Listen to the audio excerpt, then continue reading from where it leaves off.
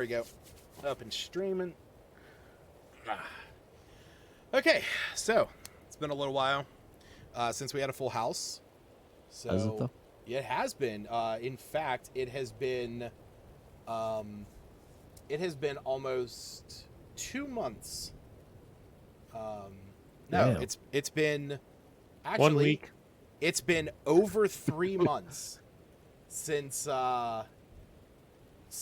we had a full party, because the last time everyone was together was on April 10th on session 23, when you guys got to the black cabin, everyone died, and Smith had to save everyone. Because after that was when half of the party fell down into the crevice and had to fight their way through the ice cave back up to the mountain. Session 25 was whenever you guys met Quan, talked to him, also talked to Bowden Wiley, the guard from Revel's End, and then you guys headed back to Lonelywood and discovered that something had occurred in the basement of your whatchamacallit, your My end? your inn. Yes, I couldn't think of the word. Tavern in. Moves it tavern. Well, Rusty Hotel. Ugh, No. that just sounds gross. Doesn't it? Yeah, it does. And then we mounted a new head on the wall. You did. You mounted a new head on the wall and everything. Why do I see a black screen? Why do you And see a Groff. black screen? I don't know. That's what I'm trying to figure out. What are you trying to pull up? Web client? Is everybody able to see the web client? I'll tell you here in 2 seconds. I see me. I see And by that- Groff. Everything But else is there dark. we go. Oh, there it is. I can see the web client. I can see the map. Okay. I can see Beef Chuck that's that what I I was can saying. apparently control Yeah, for some fuck odd reason. He's just a token on the map, so. All right. Oh, As- and goodbye, Groff. Bye, girl. All right. Wait, why did mine? What the? There goes Groff, off into the sunset. No, That's on me. For some reason on mine, on the stream, the thing's following Groff. That's Yeah, really weird. the light is following Groff for me. Oh wait, you know why? Because he has a lantern. But I have Devil's Sight. I have night vision. I have dark vision. I have a Hulk. Oh, Yeah, dark Bullshit. vision. I should be able to see everything. I mean, you should be able to see everything. Can you not? Whenever Groff moves off, I just see darkness. Just like pitch black darkness. Oh, you know why? Sorry. There you go. God, Lucas. I updated everyone's Yeah, same. character. I updated everyone's character sheet, because I had to re-add Ravenchuck. Can't see. I still can't see when I go into the next stream. And now I see nothing. Can you see? I still see now? Groff. What else do you need to see? Groff in the right? black map. Yeah, that's all we need to see is Groff, nothing else. I see dark. I see Groff in the middle of darkness. Now can you see? There we go. Yeah. It's Okay, dim. cool. Yeah, it's dim because Okay, I mean, and- technically, it should be dark. It shouldn't be for me because Ow. Double Sight allows me to see normally in darkness, both magical and non-magical. I should, for 120 feet, I should see everything clearly. Oh fuck! Who has dark vision? God damn it! I Stop moving your believe I characters. do. Let me check my. I have 90 dark feet. vision. I have upgraded dark vision to where I just see normally up to 120 feet in magical and not Wait. unmagical darkness. Yes, This- I do. This is the There you go. problem. This is the problem No. with updating everyone's character sheets at the same time, is that it disabled everyone's dark visions. All right, so Gerard. Yeah, I have gets, dark vision. Yeah, I think this party everyone does. Except for Smith? I think, does Wu have dark Smith and vision? Groff, I think it was. I have No. what Jared Have it. has. So, What? You'll have what Jared has? yeah. Yeah, I gave him Devil's Sight magically. Smith, Yeah, that's how all, that Gave works. him AIDS. all but I'm saying is you give yourself over to the devil, you get some light. I mean, that's Yeah. a thing. Yeah, that's, you know what? Because it's Smith was the one that had the lantern. Because there's that. Okay, yeah, because it should be complete darkness down here, because there is only the there's only the one light that Smith has, so but everyone else has dark vision, so you guys should be able to see around the area. Okay, cool. Now that we got that resolved, yeah, again, back to finishing up the recap. Like I said, you guys you guys then eventually, after talking with Quan and finding out from Quan that he was out there looking for somebody to help him, he was out there looking for someone to help him reunite and kind of, bring back together the, God, I can't think of it. Sorry, the Goliath tribes down in the spine of the world. So Smith agreed to help him, as well as Groff and Gerard. The group then talked with Bowden, who explained that he was one of the guards from Revel's End, that he was heading to he was heading out into the tundra to look for an escape. He ended up getting separated from his group and lost. And so after that, you guys decided that you're going to head back to Lonelywood. You were going to help Bowden get there so that he could rest up and then head out on his way. When you guys headed back that direction, that actually brings us to what happened last session, which I will get to in a second.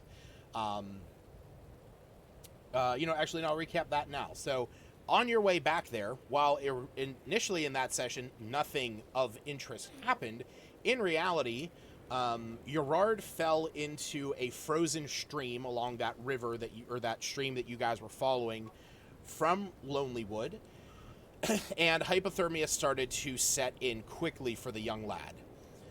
Quan and Ravenchuck agreed to stay with Gerard, while Groff, Smith, and Wu set off into the woods to find some lumber for a fire. Knowing that the trees nearest the river would be less suitable for a decent fire due to the coatings of ice on them, the group headed further into the woods. Eventually, they came across a nearly frozen lake with an iceberg in the center of it. The group decided to investigate the berg due to seeing something sticking out of it.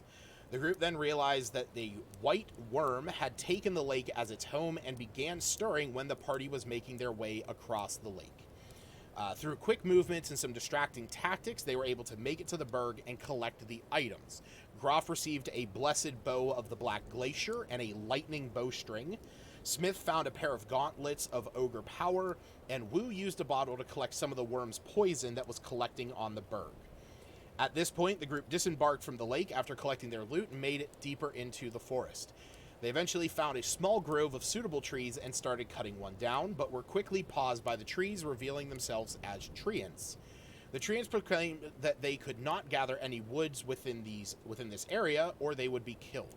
As we all know what happens in that moment, combat ensued. The last treant finally fled in terror, and the party was able to collect the necessary lumber to craft a sizable fire to help Gerard. The group then left that campsite and headed back towards Lonelywood with nothing of note or interest happening after that. And when you guys arrived in Lonelywood, Wu wanted to take the Ice Troll's head to the White Moose Inn to hang it up. While there, Smith asked if he could go get the folding boat in the basement, and when Groff, Gerard, and Smith went down there, they found signs of activities. The iron gate that Ravenchuck mended had been burst with ice inside of the lock. There were icy footprints leading from the room that you fought Cephit Caltro in, and the ice spiders. And in that room, one of the barrels that was on the southern wall was exploded out with icicles. I have that big black open area there to show that, but kind of like, this like explosion outwards. I could have described it better when we played that session, but like I said, there was like ice exploding out of it that was still frozen to the inside. And Cephic's clothing on his dead body was now missing. Ravenchuck eventually rolled a nat 20 on an investigation check that night, and that led to the revelation that Gerard said, what if something didn't break out or break into this place, but what if something broke out? And that is where we are picking up. You guys are I got still my tree in... nuts. Huh? Don't forget about my tree nuts. Oh, that's right. You did collect some of the acorns from the treants, which you could use to grow your own treant in time. You know, all I'm thinking about is I could literally picture Wu carving the nuts off of a tree and going, "These are mine now." These are mine. While it's still alive, like while it's Yeah. slowly dying. Yeah, like it's slowly dying and he's physically chopping off the nuts of this living creature. Stop it. You don't understand the pain I feel. You're a tree, you feel no pain. Fuck you, tree. Fuck nature. But yes, so that is where we are at in this moment. As I said, you guys are here in the basement of the White Moose Inn, and you have just come to the revelation as Gerard has pointed out, something may not have broken into this place, but may have broken out instead. Didn't we try to check the rest of the barrels to see if they were empty or full or had We anything were in them? about to, but that's when he ended it. was Right, when that- we were okay. about Yeah, to. that was right Okay. as we were finishing up, so that was something that we were going to address on this session. Gotcha. So, is that what you guys want to do? Is investigate the other barrels? Oh, I would. Okay. Please. So, up.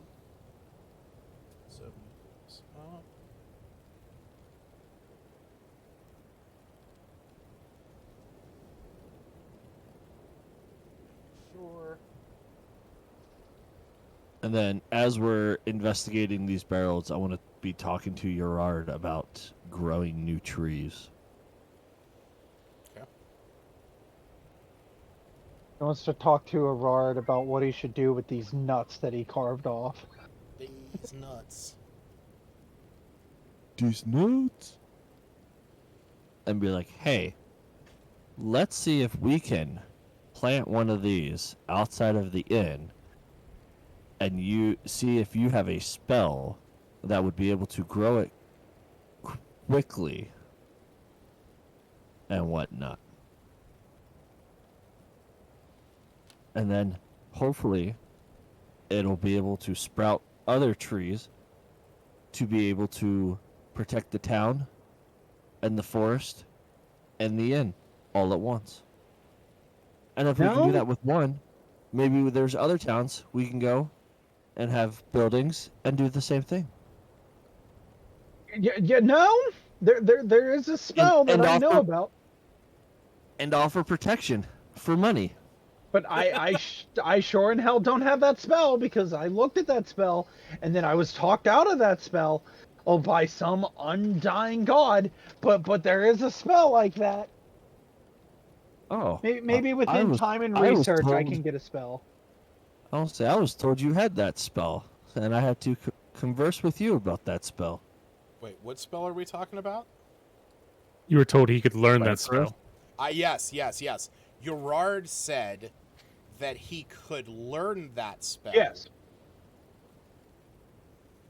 Not that he knows it, but he could but learn I know it. what spell you're talking about because I've honestly thought about picking it up and I didn't because I don't remember. Oh, because I traded it in for Darkness Lance Yeah. and Shadow I'm Blade. about to level up Now- here shortly, so we should That's be right. fine. I got rid of it for Counterspell because Counterspell. Yeah. You're not wrong. Yep. Okay, so If everybody would like to, if everybody wants to check out the barrels, just let me know which Please. ones you want to do. There are Yes. 7 barrels. I think we're checking out all 7. Yeah, I just need to know which ones. Who wants to check them? Yes. I know you do eventually. I will check out this barrel, Just put your token in front of the one you want to investigate. this barrel, Thank you, that Joe. one, right here. Groff and him, Groff, you're going up to the same one. Oh god, we're sharing a space. Groff is like crawling on top of me going, what's in the barrel, kid? I need Kid, an do you know what adult. little Rusty is? Oh. I need an Sounds adult. like a good time to me. Hey. I want to establish. Hey, Lucas. What's up? The last game that I played in, I got a blessing. I don't understand the blessing I got. So what it is, you have the blessing of the Morning Lord and the blessing of Eludiu. Which one are you referring to? What did you just call me? Eluding you. Booty hoo. So the blessing of the Morning Lord. Wait, am I? Yeah, I'm looking at the right one. So the blessing of Eludiu, that's the one that you received when you guys went through the ice cave and everything. So what that is as a reaction to taking cold damage. So if you are hit with something that deals you cold damage, you can, as a reaction, gain immunity to cold damage, including the triggering damage, until the start of your next turn. And this can be used once per long rest. So essentially, if you're fighting a creature that is going to deal you cold damage and hits you, you can use your reaction to negate all the damage to that until the start of your next turn. So if it attacks you again, or if something else attacks you with cold damage, that is all. You are immune until the start of your next turn. Okay. So this I could had also. that too. That is going to be only on Wu, Smith, and Ravenchuck, because you were the 3 that went and talked to. You guys were the ones that fell down into the crevice and went and talked to the camp of. Yeah. Of I'm druids. just letting you know that it just says blessing of Eludiu. Yeah, but if But you there's click no it, like just I have clicked it. It's there you go. Gotcha. All right. Yeah, I Normally just know- there's like a description underneath. of it Yeah, that I never tells I you. never set the snippet for it, but yeah, if you click it, like I said, Okay. and I also don't think I Alright. ever set it as a reaction action. No, I didn't. I'll update that later tonight. Okay. Hey, Save that as a new- Lucas, I also don't think you gave me all my spells on my new character. Fuck, I didn't. Hold on. God, Lucas. Well, if Tarek didn't get locked out of his account, he would. I'm sorry. I don't know what happened to my account. It is very weird what happened to your account. Yes. Even my Google account. Yeah, I was gonna say, because wouldn't it just be your Google, Twitch, all that stuff?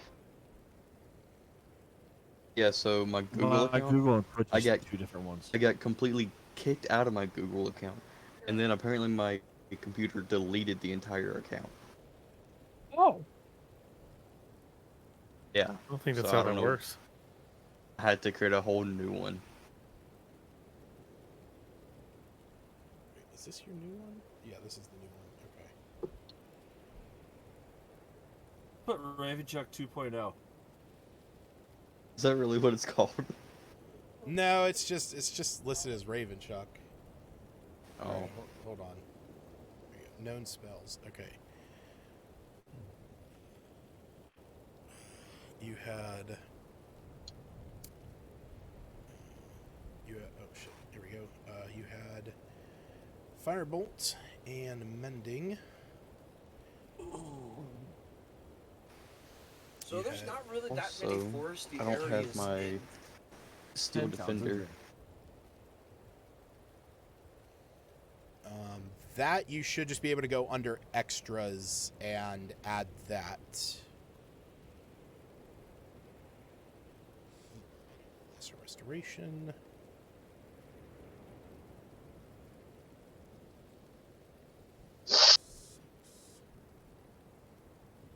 Cocaine's hell of a drug.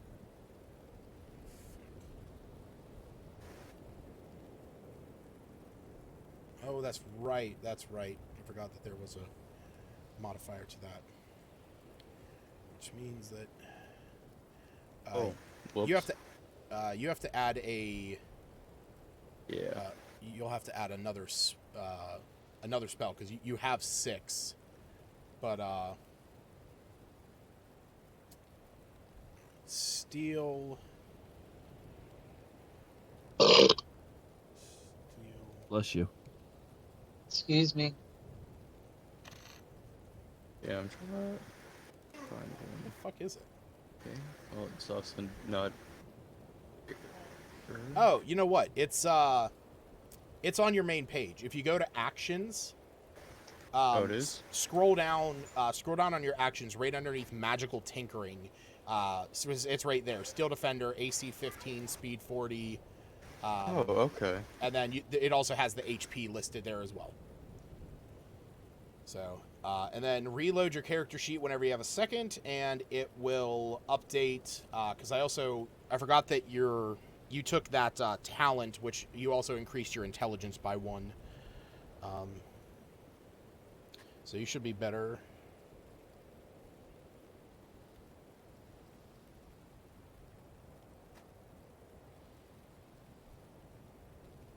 And you said I have to pick one more spell, correct? Yeah, you have. If you go to manage spells, you'll see that under your known spells, you have 6 out of 7. So you could take like another 1st or 2nd level spell. Okay. Just let me know what you take later. All right. So yeah, Smith. Hey, do you want to bust open one of these barrels? Sure. How about the southwest one? The what? bottom of the left 3. Oh, okay, gotcha. All right. And Ravenchuck, do you and Beefchuck want to bust open one of these as well? Sure. Okay. All right. I'm assuming Groff and Gerard are working together on that one. That's Wanna what hold his I would hand while he opens assume. it. Are we Oh, breaking God. these open? I mean, or are we just like knocking on them to see if they're hollow? it depends on how you want to do it. That is entirely up to you. What are the rest filled with? Alcohol? Beer? Well, no. So you guys never actually looked into what these do.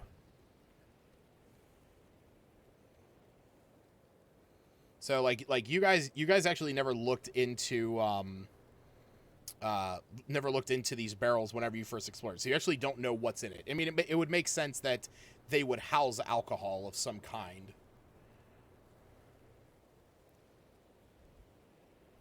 Yeah, let's check it out. So like I said, are you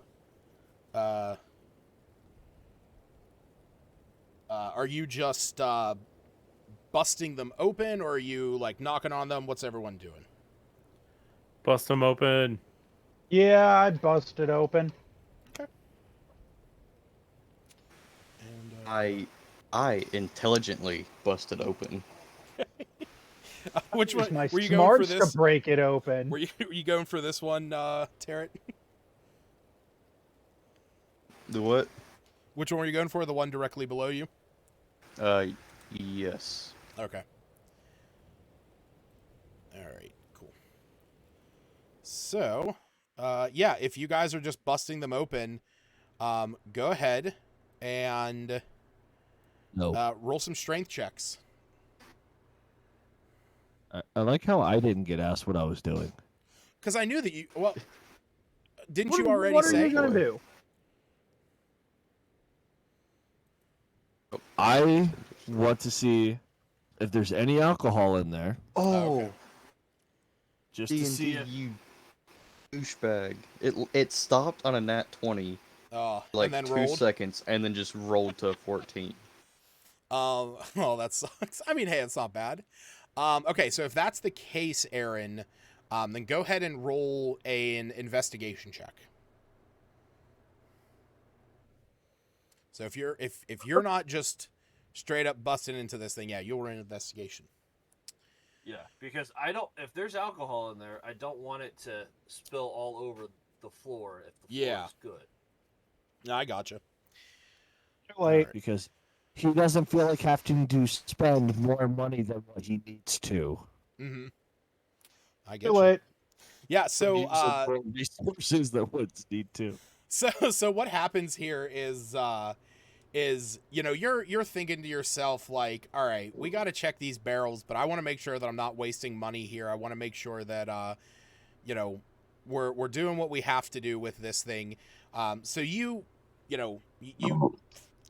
take out the stopper that's on it and you take a peek inside where you can.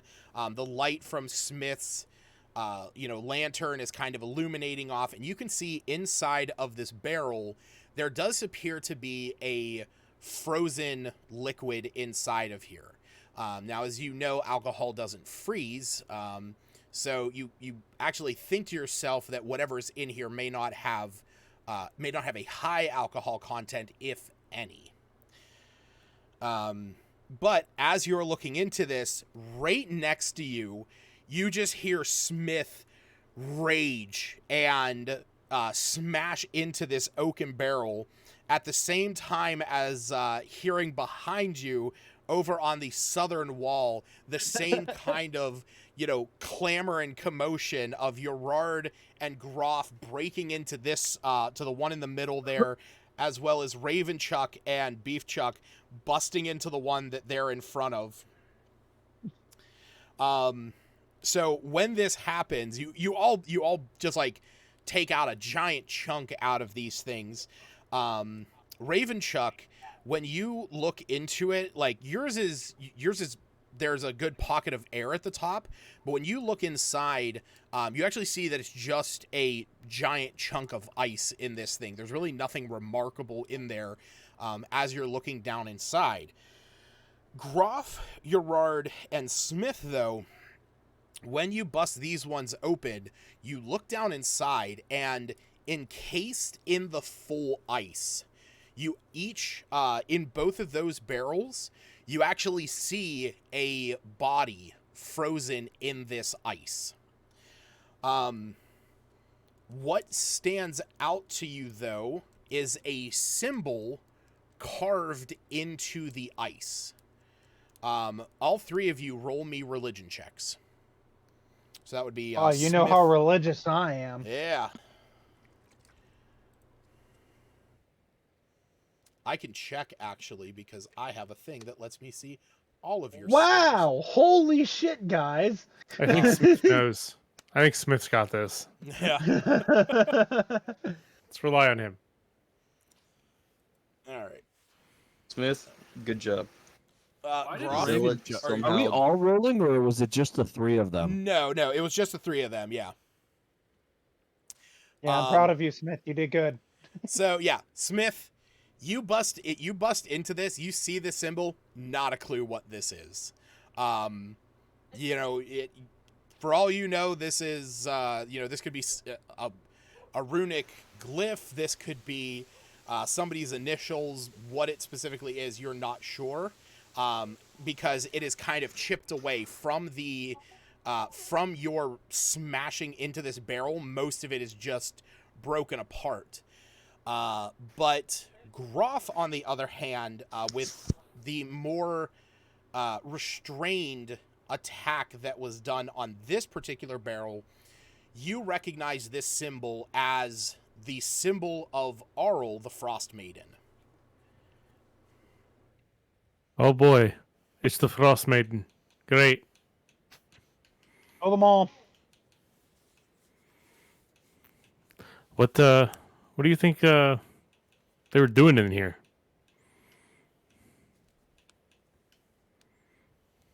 Okay, it's a quick question. Uh-huh. Would I recognize anything about the bodies? Like, do they look like a certain someone? By chance, somebody with blue eyes who claims he couldn't die, who got decapitated, and is now just claiming different bodies for himself. I will say that this body shares no resemblance whatsoever to Cephalic Caltro. Okay. So for what that is worth, yeah, this body here has no familiarity to you. You don't know who this person is, and they definitely do not look like Cephalic Caltro. Okay. That's what I was curious about. Of maybe that's how he wasn't dying, because he could just keep respawning. But well, obviously, if it's part of the Frostmaiden, it's bad. Uh, could they be like? I have no idea. I have absolutely no idea. Do you think they're actually dead? Judging by how one broke out of here, I would say probably not. Let's shoot him with an arrow and see what happens. Oh, Shoot the body with. Wait, it's in ice, right? It's in a solid chunk of ice. Let's throw him out, then shoot him with an arrow. I'm okay with that. Or hear me out. We stab through the ice with a sword made of fire, and then just stab them in the process. Look, I'm gonna tell you right now. On a scale of 1 to 20, I have 0 strength. So where I'm was that? just I have upset 10 to help strength. you then. It's okay. It's okay. I don't need strength to do what I need to do, because on a scale of modifiers, it goes more for a spell modifier. That just made no sense.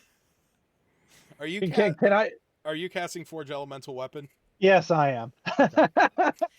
All right. So, you see, and you're stabbing into this thing. Yep. Okay. Already So my bow. you hold your hand out, and a bit of the flickering flame from Smith's lantern jumps to your hand, forging into a blade made of flame. As you stab it into the ice, you see that there is a, there's definitely a contact you make into this thing. The ice around where you stab does slowly start to melt and drip across the floor. With how cold it is, it almost instantly refreezes on the lower part of the ice. The stab into this thing, you give it a good shot and you get it pretty far in there, and you see that it is making contact with the human that's inside of the barrel. They have no reaction, their face does not change, and they do not move.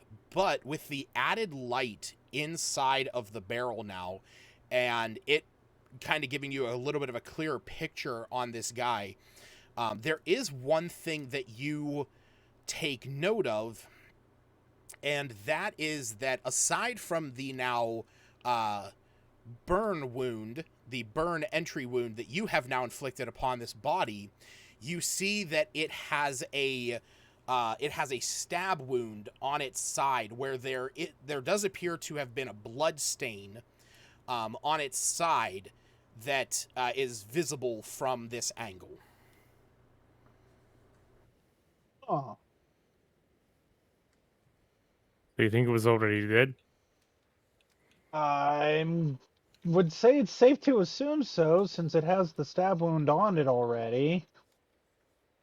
And I mean, it's been stabbed again, this time with a sword of fire, so I'm pretty sure he's dead. Stab it 6 more times. Be safe. Sextuple stab. Can I just run the blade all the way through? I mean, yeah, you do. I mean, you have a weapon made of fire, so like it's kind of just like, it's almost like pushing a hot rod or like a hot poker through a chunk of ice. It does push through it ever so slowly, but there's never at any point a reaction from the human in the ice. Well, if he wasn't dead before, he has to be dead now. Is that the case? Good. Let's keep him that way. While this is going on, are the rest of you continuing to check the other barrels, or are you watching the experiment going on between Gerard and Groff? Checking the Uh, other Gerard, the poor barrels. innocent child, and Groff, the man that goes kill everything that I'm gonna moves. try to help them somehow. Okay. How would you like to help them? Aaron, roll me a perception check or an investigation check on another one. I guess like try to aid them in any way I could. Um, well, for the most part, I mean, it is kind of Gerard doing a lot of the work on that one, creating that weapon of fire and just kind of stabbing into it. You know what? Actually, Ravenchuck, roll me a medicine check. Okay. Please be good. Tell us how dead this man is. So, I will say that you recognize the stab wound on the side of this.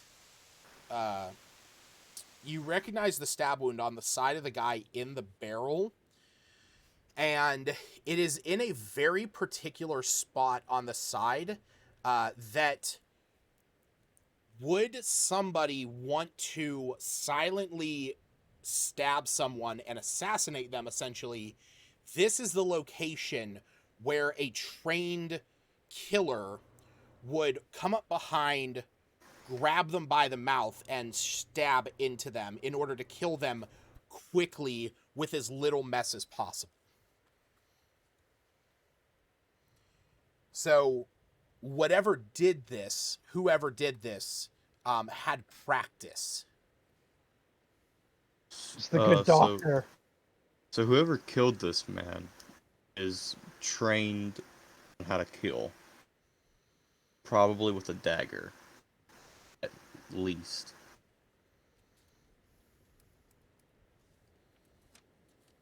Then they dump them in here and freeze them? But that still doesn't explain how the one guy was able, if it was a guy, was able to get out of the barrel and just kind of walk off. Maybe he wasn't dead as they thought, and he healed himself with magic? I mean, I guess that makes sense.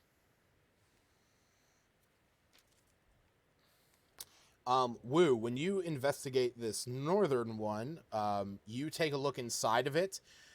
There's nothing in that one. You're able to open it up and check inside, and same thing as the other one. You found there's nothing in there other than just that frozen ice. Okay. If they're gonna keep doing what they're doing, I'll keep looking at the other ones if there's any more. All right, Or if Smith. is, so. Yeah, Smith. Do you want to investigate the one that is just to your south? Sure. Okay, just busting it open, or are you like essentially just kind of like Woo is doing, taking off the stopper and peering inside? I'll do it with staff. Okay. Yeah. So you don't even, neither one of you has to roll. But I will say as you to unstopper these two, you look inside again, just solid ice. It appears as if in this room there are only two barrels that have the bodies inside of them. The one that is directly in front of Groff and Gerard, and the one in this corner.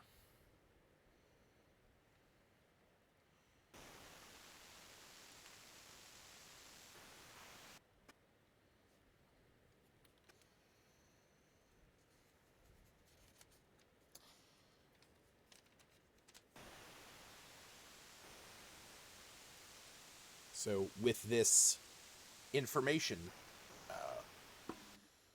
what do you guys do, if anything?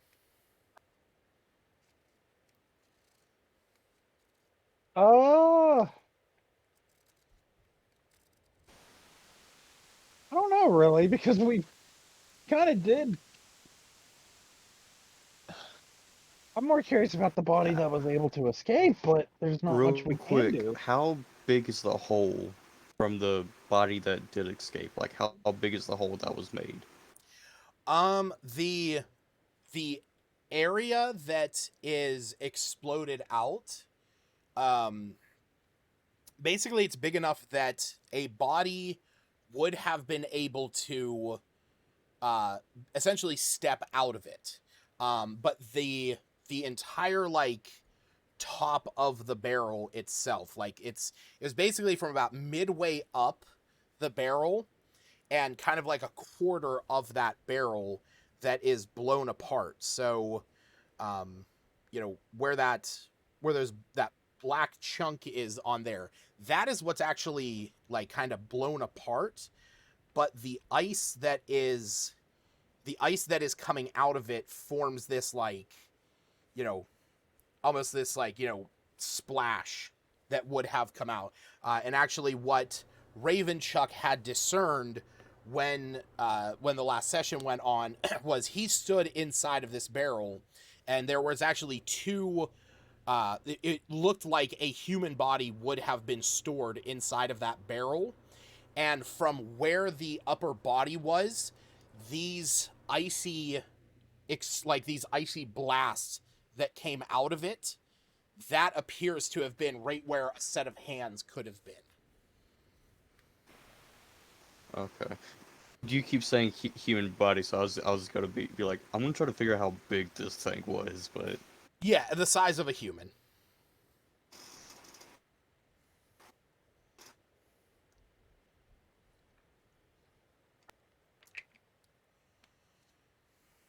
We finished checking all the barrels? Yes, there's only two that have bodies in it. The one that you two have been investigating, and the first one that Smith went after. Oh, okay.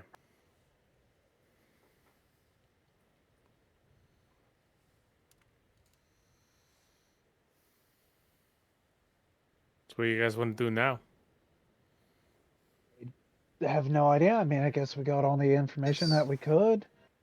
spell seems so stupid. What's that? Skyrite, it's useless. It does nothing. Hey, don't be mocking Skyrite. Like Skyrite. maybe you could, if you're in a town, you could write a motivational speech up there or something. Well, I use yeah. Skyrite to tell people about their children's death with my character. I mean, there are ways that it can't. I mean, for one, it is a ritual spell, so you don't have to use a spell slot for it. But two, it's a great way to communicate with your party, from a wide distance. Yeah. Because the range Yeah. is sight. If you and your party have a like, essentially like a code phrase or something like that, like a, you know, in the sky, you could put that message in the sky to like warn them of something or to trigger an event or to start a revolution. Yeah. I decide if I want catapult or web, or maybe pyrotechnics. Catapult is a great spell if you want something that does legitimately a decent amount of damage. Yeah. Web is good if you want to like control an area. But also keep in mind that I know for a fact Wu has the ability to do some web stuff here and there. And pyrotechnics, yeah, that's good to blind people or Yeah, but that's if we only have fire nearby. yeah, but I mean, you do have yeah, I Firebolt. guess. Yeah. Well, it has to be non-magical. But you could set something on yeah. fire. Or, use a lantern. I could, yeah. That's true. All right, so I mean, you guys you guys have as much information as you have explored. I mean, at this point, it's up to you what you guys want to do. Quan is upstairs waiting for the group.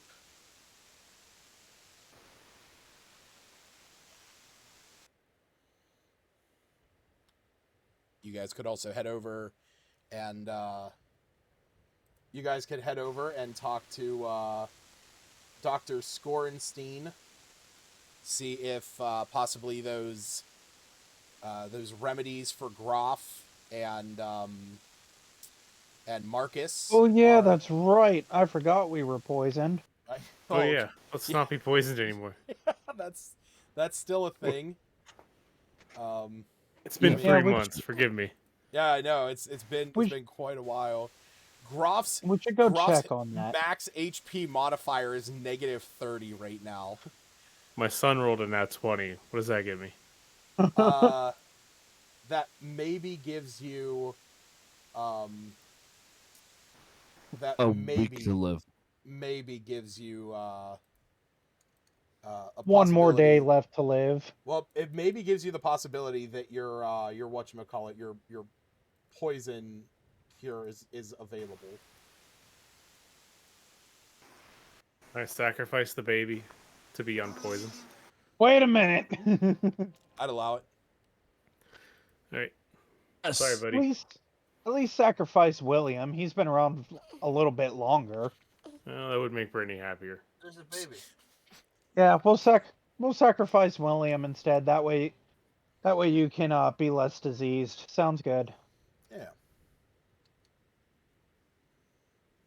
Who's William? My Jared's stepson that I told you stepson. about. Oh. I never got a name. I don't with a step baby, on my okay? son. God damn it. I don't Alright. think I want to know. Do I?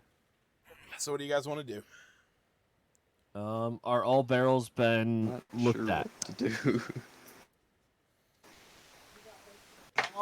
Yes. You guys figure it out. I have a child I need to sacrifice. I have a child I'm sacrificing. Hey, Hey, let's yes. just go upstairs and see if my cure's ready yet. Or go talk to the doctor. All the barrels Yeah. are checked through. The only two that have a body in it are the one that Groff and Gerard investigated and the one that Smith looked at. Yeah, I'm gonna join Groff as well since the other remedy was for Marcus. I think I remember now. I wanted to go check with the doctor about my remedy. Okay. All right. While the two of them are heading there, what is everyone else doing? I guess I'm gonna let them know Can I that. try to track this thing? I don't think I'll be able to. That's more Groff, but Sure. Yeah, you can try and while the two of them are heading out, you can follow some of the icy tracks that lead through there. That's what that blue line is. Just roll me a survival check, and I'll give you advantage. And what were you saying, Aaron? I forget now that I was interrupted. Well, you said while they were going upstairs and going over to Oh. the I want to talk to Kyra and make sure everything in the inn is still on track for it to be opened and things like that, and talk to her if she knows about plant growth as well. And tell her what my plans are for that.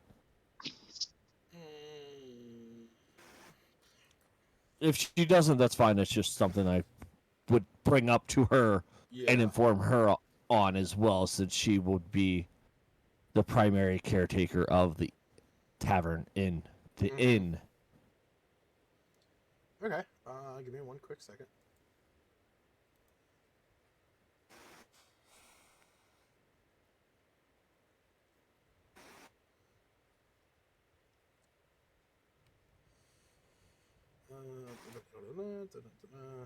Initially, yeah.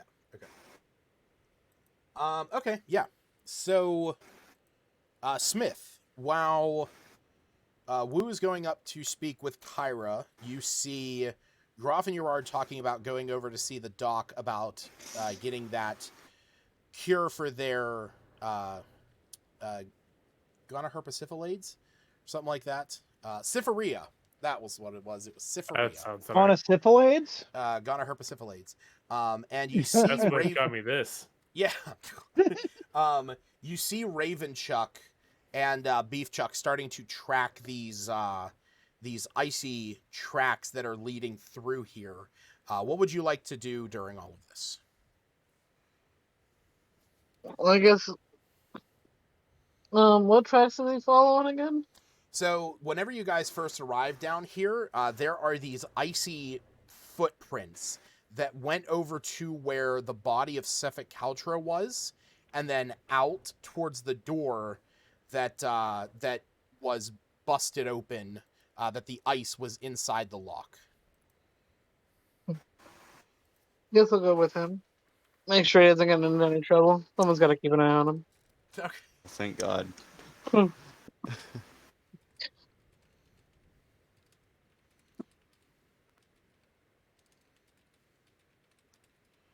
right. So Smith, then go ahead and roll me a survival check as well. We will say the two of you are following those tracks. I hope you're better at survival than I am, Smith, because I suck. I have a +1. I mean, you arguably rolled a 19, so that's pretty hefty here. So we'll say the two of you can work together on that. Oh, look at that. He got a 21. All right. So kind of splitting up the party just a hair, but we'll move out to this map just for the time being. So first we'll handle Wu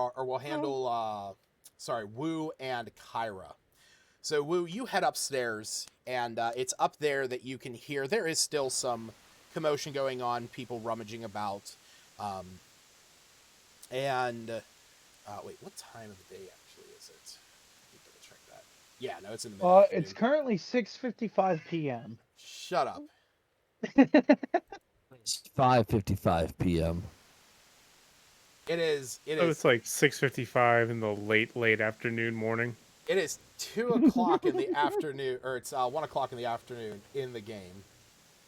And that is in the afternoon.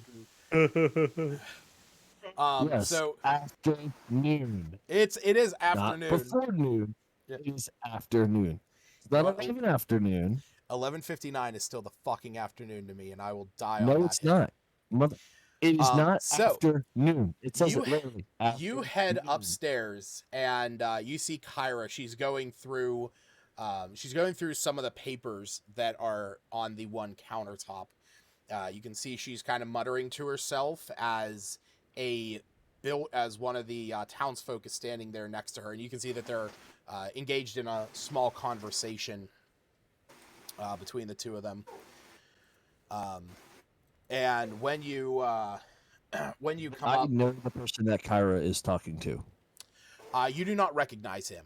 It is not the one person that you, or the few people that you know here from town, is Nimsy Huddle, the townmaster, the tavern owner, Danae, the doc, and then Ogden Ridley, who was the guy that you guys met, who's like the local hunter. Okay. But yeah, it's not somebody that you recognize, but you see him standing there, and he's kind of pointing to the pieces of paper and everything. And then they see the two of you coming up, and she looks at you and gives you a nod, and the guy, he looks over at you and says, "Oh, how you doing today?" I am good, and I will introduce myself. I am Wu. I am the new owner of this establishment. And Yes, I Kyra see was. you met Kyra. Yes, I was speaking with Kyra because we are going over some of the new building plans that are to be put into effect here. It's been a while since this building has seen some love and care especially on the upper floors. And he points to where you guys basically fell through the ceiling.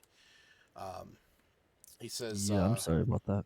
it's going to take some time to get all of those repairs, but Miss Kyra here informed me that she has access to a magical, and he like kind of looks at her and she nods and he says a magical ability that should make the process go by far quicker. And you see that she pulls out her lute and she strums a few strings, and from that you can see that a piece of lumber in front of her mends itself back into one piece. Oh yeah, mending. Let's go. And she gives a smile, and he looks over at her, and he holds his hand out, and he says, "The name's Garrett. It's a pleasure to meet you, sir. I'm going to be, like I said, doing most of the work here on this place to get it back up and running."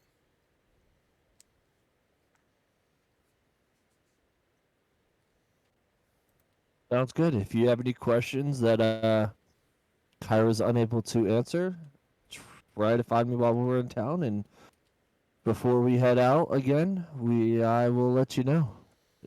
So let me know if you need anything. Will do.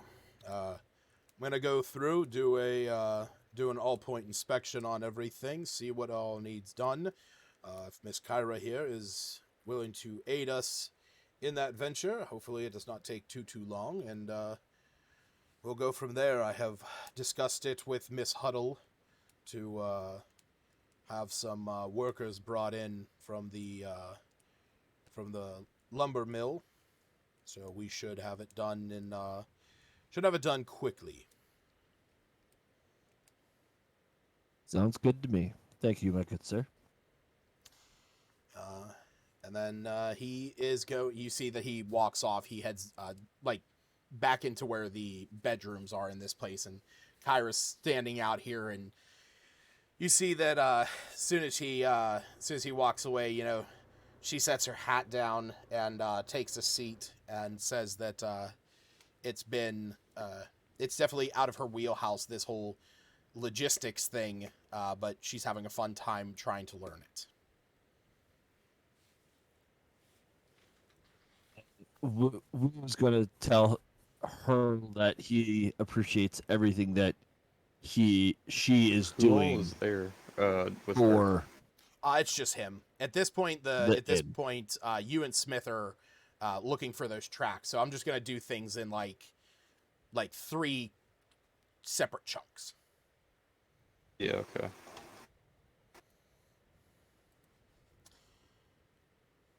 All right.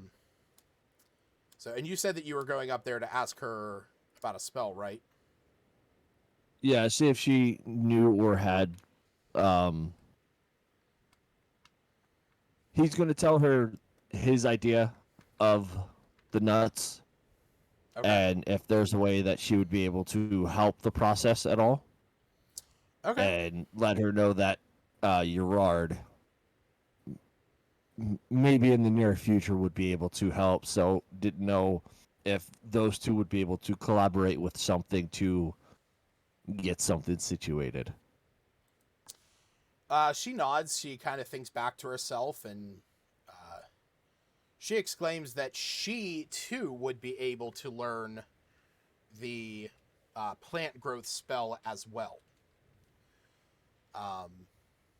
That it would take her some time, but if you wanted to, she could learn that spell, and she could potentially learn it a little bit faster with the aid of the doc here in town, considering he is of druidic magic. Yeah, So that would Alright. work for me. Coolio. All right. So while that conversation was going on, Gerard and Groff, The two of you head out of here, and you make your way up the road from the White Moose Inn over to the small building next to the Lucky Liar, where you know that Dr. Joseph F. Scorenstein, the Furbolg Sage, is located. You can see that you have arrived during his office hours, as the small lantern he has hanging in the doorway where there's a window is lit.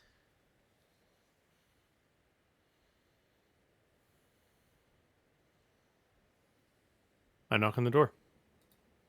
You knock on the door, and you hear a voice from inside that simply says, "The door's open."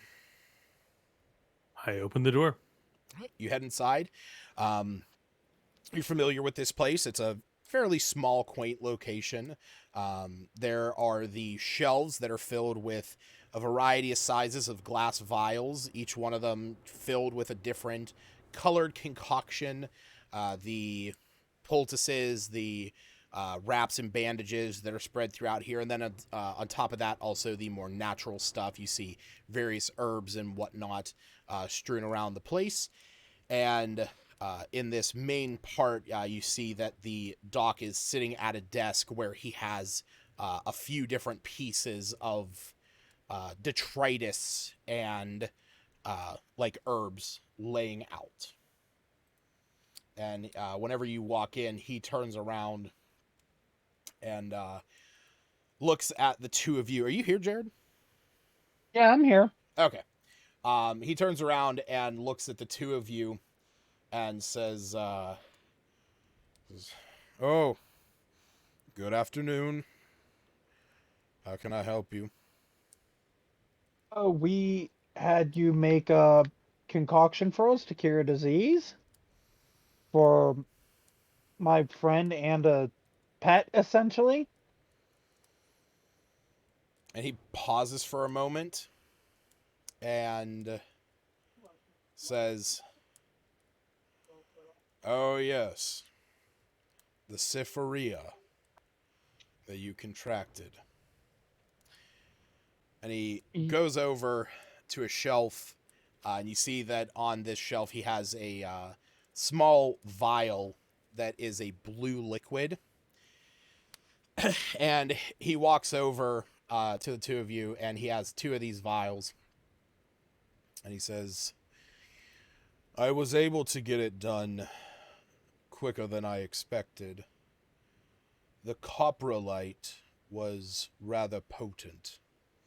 It often takes time to break it down into its core components, but I was able to do it a bit faster because it was an excellent sample.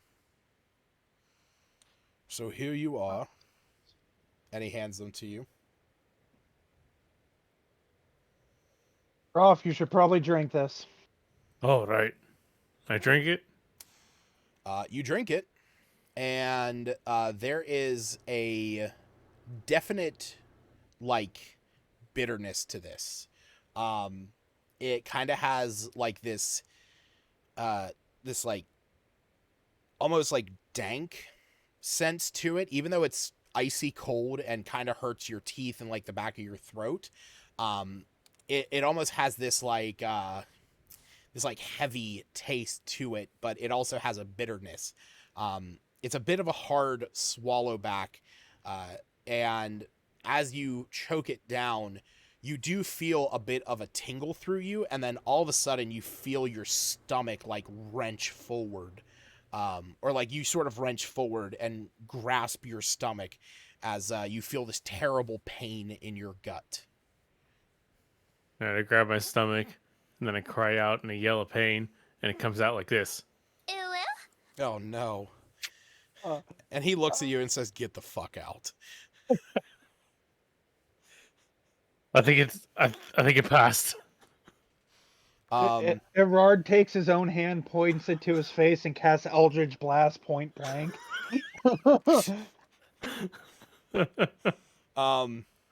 He, wait, what do? You casted it yourself? Oh no, I was saying that as a joke. After hearing that come out of Groff, Oh God, yeah. Gerard No, was done with it all. no, I too would want Shouldn't to have kill been myself. a deeper. No, no, unfortunately not. Groff would do a very high-pitched ooh-woo. I hate that so much. I do too. Oh. You know, you rolled a nat 1 on Seduce the DM. So, the doc looks at you, and, you know, he sees the state that you're in, and he says, yeah, there you go, you got a 2 on a penis roll. He looks at you as you're, you know, kind of doubled over in pain, and he says, yeah, that's kind of what I thought would happen. Well, I would do. no. He looks at you and he says, unfortunately, Cypheria does take a bit of a toll on the body. This will cure you, but you will be in a bit of pain for the next day. But get a good night's sleep this evening, and you should be back to normal by tomorrow. So for what it is worth, Justin, you can return your max HP to its normality, but you are still at 18 hit points. All right. And then And I will thank the doctor. he looks at you and he nods and he says, well, you're welcome. If you need anything else, I'm usually here. Why does you sound like Eeyore? I don't know, because he's a furbolg. Why And does he's this like, doctor sound like he has depression? I kind of Oh imagine. man, I can mean, relate to the or he's- doctor on that. Again, Eeyore. Or he's like that character from Winnie the Pooh. Eeyore. Yeah, Eeyore. Eeyore. Eeyore! That's what he sounds like to me. Keeps Kids. saying it. Wait, who's that super depressed character from Good Winnie the grief. Pooh? Kids.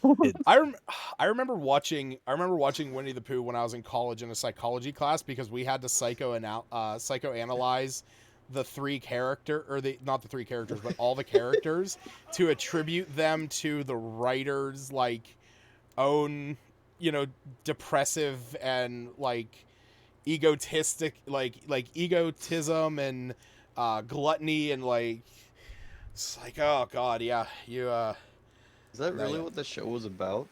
I mean, it's not, but there's like it makes for a good study of like different not necessarily negative, but like different more negative personality traits, you know, depression, you have Al, who is a narcissist, you have Winnie the Pooh, who is gluttonous and obsessive compulsive.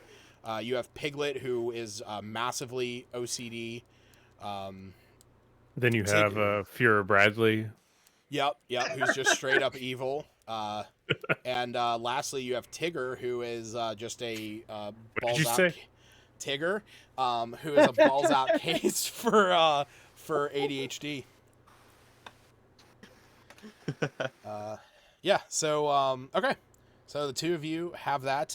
Do you, at this point, summon Marcus, or do you hold on to that until later?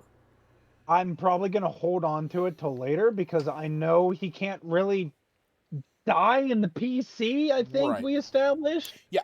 While he is within the pocket realm that Calyrex has set up, he is not affected by it. But should you call him back, you know, it would continue, kind of like a Lady Thor thing. You know, don't have cancer while she's in Thor form. Spoilers. Wow, okay, spoilers. It's from the Jeez, comic man. book. Eat a dick. Okay. So at that point, do you guys head back to the White Moose Inn, or do you do anything else from there? I guess we can head back to the White Moose Inn. Unless you want to go do some shopping. Well, it's just the two of us. Shopping spree. We Who left? can make it if we try. I don't. Oh, that's Aaron. Oh, Aaron, no. Oh, his internet. I His thought I internet. suggested a shopping spree and you just instantly disconnected. Yeah. That would have been funny. Shopping spree. Leaves. Boop. Yep. Shopping spree. Ooh woo. Nope. Okay, I'm No. gone. No.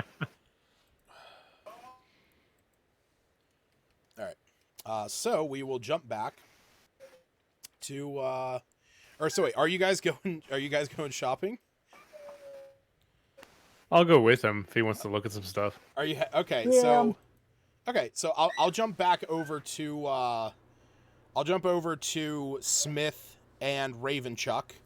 We'll address that situation, and then we'll cut back to the two of you. You there, Smith? Yeah, man. Okay, cool. So yeah, so the two of you, everyone kind of disembarks from this area, and the two of you start to follow this track of ice. And with what you rolled before, those survival checks, I mean, you guys are able to follow them, quite effectively up and around to here. From here, you can see that, like I described before, this door, that's one of those, jailhouse bars, but the lock that was on here is busted open and bulged out, and you can see that there is still ice inside of there. As you look through, this is actually where that doorway up top here that leads out to that first level of the inn where you guys came down here initially, basically where Smith broke the staircase. At the top of this, you are able to see that there is like a frosting, like a trail of the same kind of ice that you guys followed out of this room. I'm gonna follow it. Okay. Yep. What's up? I was just saying, yep, let's do that. All right, so you guys head up top. Let me move your characters up here. Shit.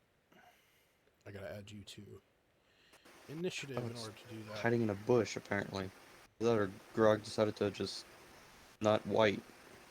Wait, what did I say? Grog? Groth. What, Jesus Christ, I'm gonna shut up Grog from Critical Role. now. Yeah.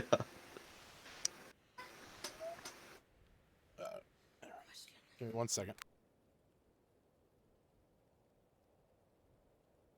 Ooh woo.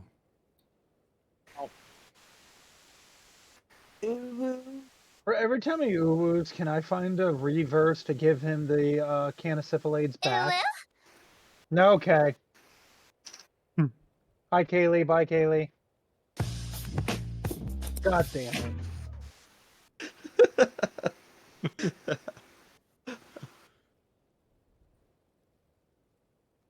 Oh no! Our table! It's broken! It's broken. What is that from? It's just a meme of It's a a- dog Oh. goes straight through a table or something. No, a no. glass table. What happens is it's this family, and the kid is stacking bricks. A child is stacking bricks on a glass table, and he's going to put another one on it, and he sets it on there, and doesn't just place it. He gets it right above and just goes, "Bleh," and it just shatters. And then he steps back and he's looking at it, and that's whenever he says, "Oh no, our table, it's broken." And the mom in the background, no! oh yeah, Our table! it's broken. And then the mom goes, "Yep, our table's broken." It's don't let your fucking kid stack bricks on a glass table, you dumb bitch. Are you good? Yeah. Okay. Okay, so Smith and Ravenchuck, the two of you climb up from that rope that you had secured down in there.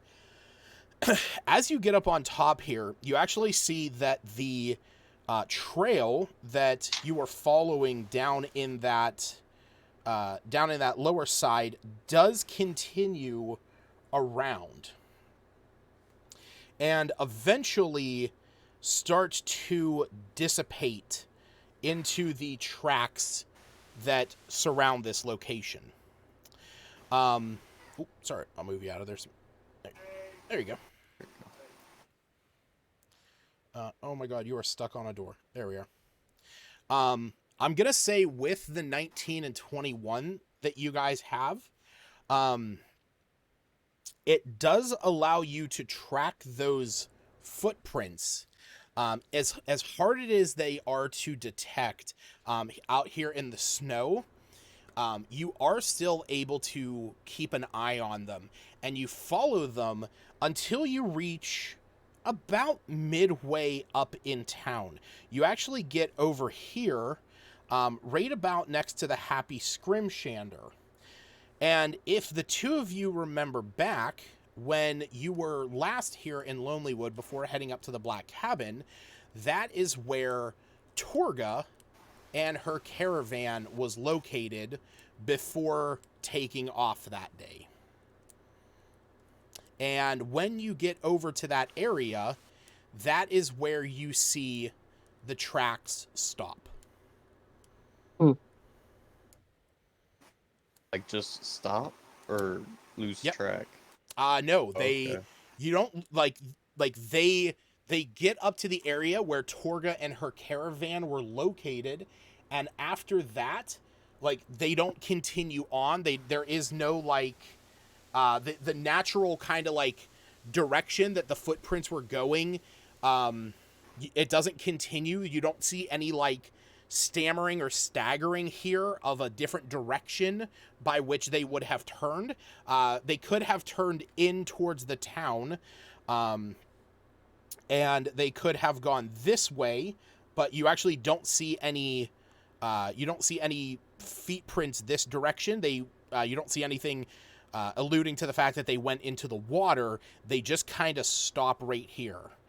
And like I said, that is where you guys remember the day before, whenever you were last here, that is where Torga's caravan was set up.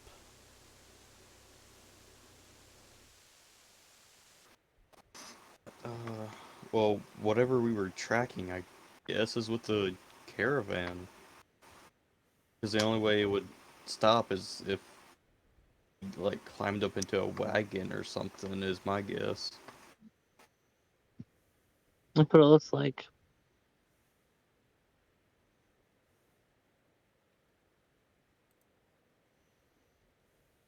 Maybe we should meet up with the others and tell them what we found. I will say at this point, Woo. Yeah. Woo, you see out the door, as Kyra's going about her business and everything, you look out the front door of the White Moose Inn, and you see Ravenchuck and Smith over by where Torga's caravan was located. You kind of see them looking around the area, checking in and around, like, small little setups that are there with the, like, docks and everything, some of the buildings, whatever vegetation does kind of sprout up here next to the water. You see them, like, searching around in that area, until eventually you kind of see them concede.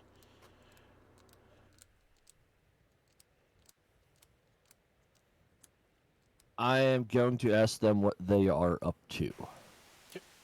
Yeah, we'll say you head up there after you see this. All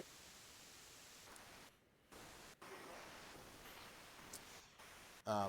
And I will actually say, as you ask this, the three of you look off to the right, and you can see Groff and Gerard coming down over the backside of the Happy Scrimshander. We'll kind of say that at this point, you have all kind of come up and congregated together. Smith and Tarrant with, Smith and Ravenchuck here with Beef Chuck, looking around. Wu comes up asking what you guys were able to find as Groff and Gerard come over here with the expectation of going into the Happy Scrimshander, but seeing your party there first. I guess we'll have to put the shopping spree to an end for now. I was hoping to get a new purse. I mean, bag. I mean, purse. There you go. That's where the party is. So, me and Smith tracked the footprints from the barrel to here. I know, And I'm they not just poisoned stopped. anymore. Thank you for asking. When were you poisoned? You were poisoned? I thought that's just yeah, how actually- you normally were. Actually, Ravenchuck, when you look at Groff, yeah, he does have a little bit of like luster back in his skin a bit. His face isn't nearly as gaunt, and it almost appears as if, you know, like when you put a prune in water to like try and make it turn back into a grape. There's a little bit of vitality and life brought back to him. I don't know if that's a thing. Don't look at me like that, Justin. Prunes aren't grapes. What? Oh, raisins. Sorry, my bad. I always confuse them. I Confuse knew what he prunes and meant. dates with raisins and grapes. Yep. Prunes and dates and raisins and grapes. I want that to be a nursery rhyme.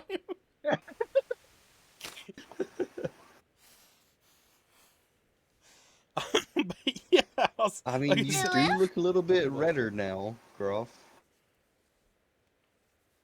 You want to hear my new trick? Please don't.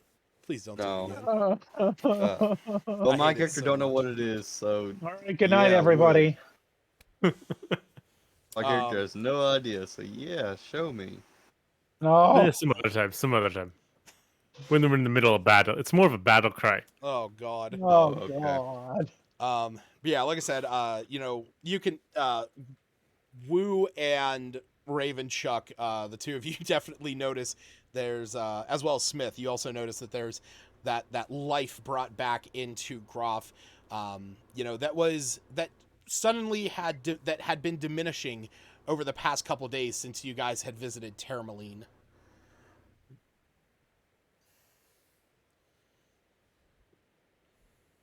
Perfect. Okay, so about this barrel. What about it? So you tracked it to here? Yeah, and they just stop. Oh. When he points this out, like I said, I'll say you all recognize this location as where Torga had her caravan set up. So whatever we're tracking is with Torga's caravan. That's interesting. So do we go on Torga and take care of this problem, or what? I mean, we could definitely see. She was saying, crap, where was she saying she was headed? Wasn't she going to the prison? No. Or Yeah. coming from the Oh, prison? it was? Oh, okay. She was going to the thought she prison was up going to, like, some north and small would be back town. in a couple of days. By I like a believe. pond or something in the mountains. I didn't think that was till later. I thought she was going to the prison. I could be wrong. Nope, you are right. Torga said that she was heading up to Revel's End, which is the prison, and that is because she was dropping off some wares to be set on one of the cargo ships that is brought in and out of there. So it is also meant for passengers as well. In fact, Groff knows all about that because that is actually where he arrived in Icewind Dale those many, many moons ago. He arrived on a cargo ship because it's It's the place that brings prisoners and cargo, but you can, if you know the right people, you can get a very cheap ticket into Icewind Dale through there. All I'm hearing is apparently Groff is a stowaway. Yeah, Well, but I'm don't Was know a me. stowaway. all I'm hearing is Groff probably paid to get on that ship other than gold. Because he is called the Big Love. He paid in other ways. Well, Russie. Ugh. Ah, I hate Uwu, but I hate Walrussi so much more. You know, the worst part is I saw this video that was a dog listening to the song Claire de Lune by Debussy. And when I read it as Debussy? Debussy, and I was like, oh, oh, the internet has corrupted us. what is fucking wrong with me? Gary Bussy. Oh god. Like I said, you guys do know that Torga explained that she was heading up to Revel's End because she had some business to attend to up there. Mm-hmm. So what's the plan? Now we're supposed to be going to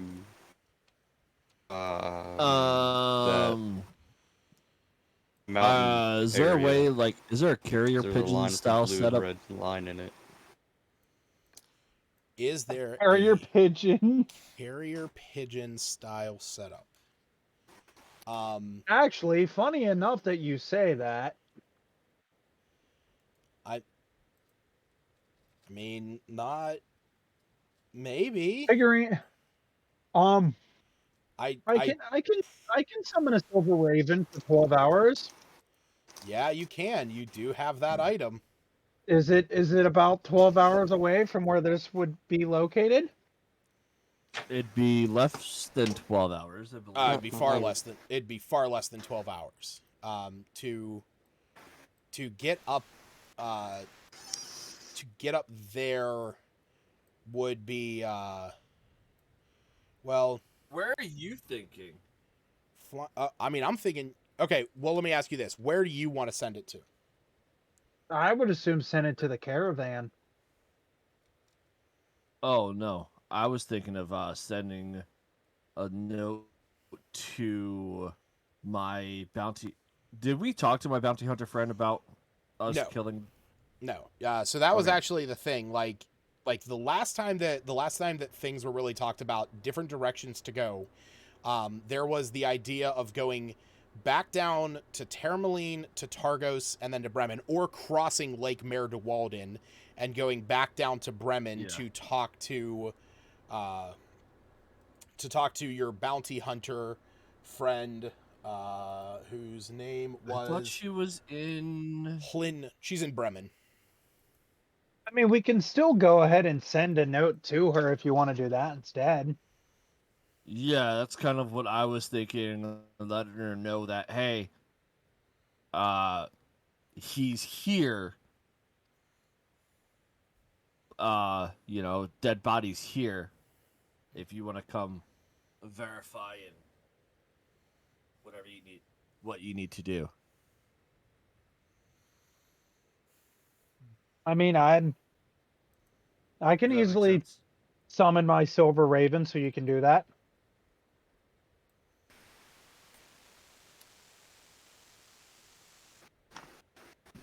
Yeah. Yeah. All right. And then that'll give her time to come to Lonelywood and get situated and hopefully set up a base of operations. We can set up a new base of operations in Lonelywood. Write out the and have letter, her help. and I can definitely do it because have I met her yet? Yeah, she was the one That's that you guys right. Yeah, talked you're to right. at the very beginning of the campaign. She was in Yep. fact the one who was like, "Hey, I need you guys to go and check out this guy that I believe is traveling with this caravan and might be killing people. and I need you guys to stop him, and I'm willing to offer you gold in return for his death. Yeah, that's right. Yes. So, yeah. So yeah, I can go ahead and issue a command to the Raven to have the Raven fly a handwritten note that you made to her. Yep. I do a handwritten note. All right. What do you write on this note? Like, what do you tell her? Did we ever find out what his name was? Crap. I want it Yes. to sound very So, intelligent. Lucas went ahead and said his name, and he just recently said in the session, "Do you think I remember it?" No, I don't. Sure you don't. Sure you don't. Listen, in my defense, it's not because I was paying zero attention. It's because I'm stupid. You actually never got his name beyond beyond asking, or you, well, no, you did, because Torga told you his name was Cephik. And I just kind of let it go that, his last name was Caltro, but Cephik. Okay, so we only knew him as Seth. Gotcha. So I'm the guy. I had it down as blue-eyed fellow. Sure, you can do that. You knew that he had blue eyes. Piercing like ice. That's right. Yeah. So I'm going to describe him as that. Mhm. And we have killed him. He is currently at our new location, being guarded by Kyra. Please come at your soonest convenience with payment. Okay. I don't like that look, Lucas. I mean, It would be sending the Raven to where her last known location was and hoping that the Raven can find her based off of the description. right. Yeah. Because basically, the way that this statue works is you do issue a command to it, and it exists for 12 hours. Now, if I'm not mistaken, this specific one allowed you to use the animal messenger spell with it. I believe that's what I'm trying to find here. So, give me a quick second. Yeah, I would say because I don't have any other notes on that town. Why do I not? On Bremen, because you guys barely spent any time there. That was the first place. That was where the campaign started. You guys, Kyra and Gerard arrived on the boat. The boat started to sink. You guys rescued the people on the boat. Then you went into town, hung out there for a little bit, met one another. You talked to Hlyn. She explained about this guy, and you all kind of agreed to help because you're up here trying to help with everything going on. And then after that, you guys heard that there was the town of Bremen had no rum, had no alcohol, because the whatchamacallit there, all the ale had run out, but there was rumors of a ship out in the sea of moving ice that had rum on it. And then from there, you guys dealt with the lake monster, and then headed over to Targos. And then that was kind of it. Like you guys had never gone back to Bremen at this point. Right, and I think this was before I made all my notes on my notepad. Mm-hmm. I bet you, if I were to look at my notebook, I might have notes. If I can find it. Maybe.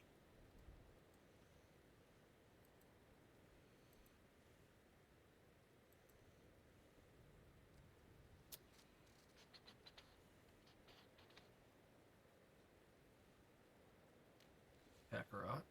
Here's blue.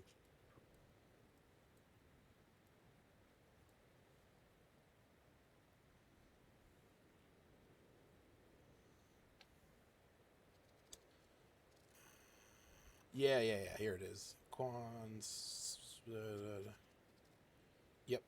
Yeah. So yeah, the Silver Raven allows access to the Animal Messenger spell, so that can be taken to her, and it's about 9 miles from where you are to where you'd be going. And considering that this bird does not need to actually stop or sleep because it's not a living thing,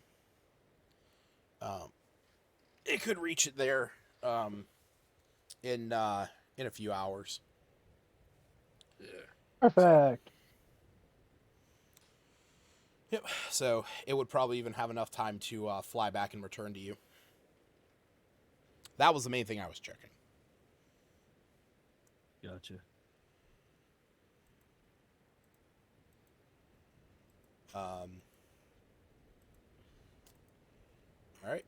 So, yeah, with what were you looking on, Aaron? Seeing if I had any notes in my other notebook about Bremen, and I do not. Gotcha.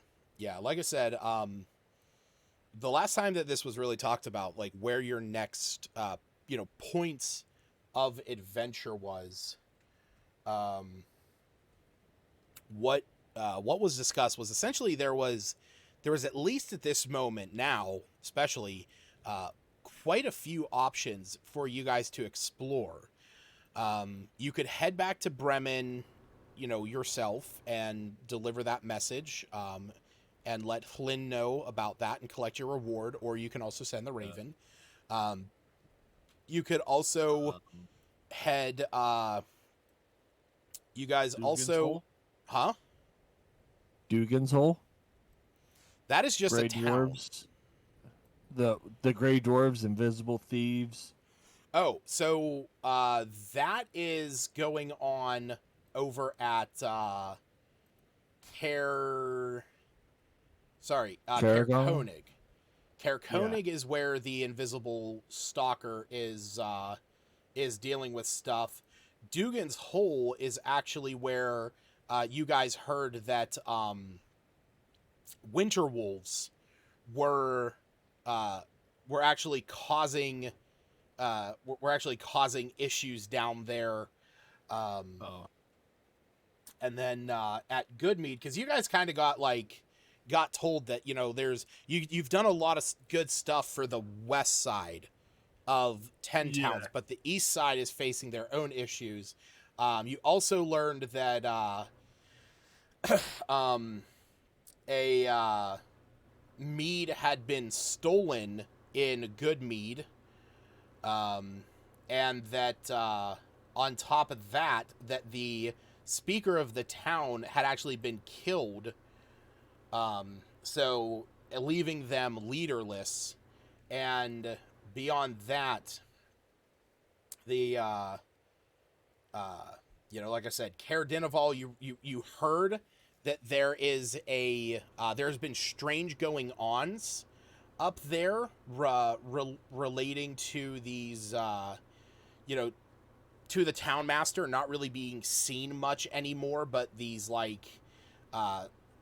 these people that are kind of obscure in such a way, kind of really odd people, these knights in a sense,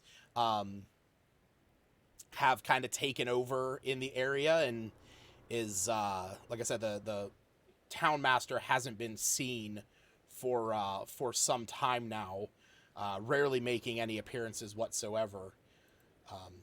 So But and then yeah, you guys, and then East Haven, that was also another place that you guys had heard that there was some things going on in the area, but nothing was ever really like touched on specifically.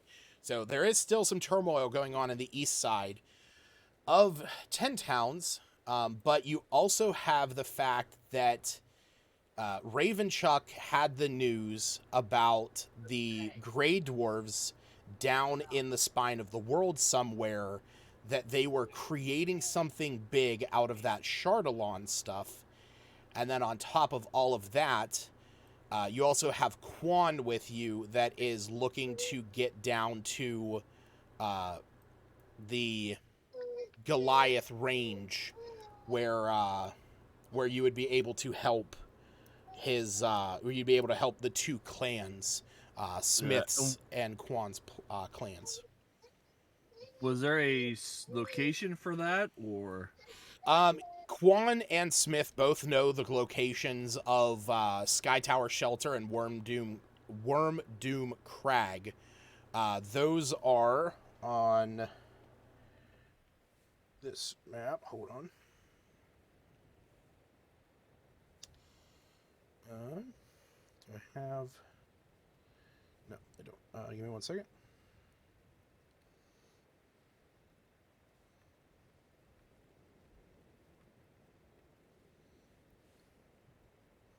Yeah. So, and I guess while all this is going on, asking if we have any other business in Lonelywood as of right now. So if you look at the map right now, this is where you guys are, up in the top left, where this icosahedron is on Lonelywood.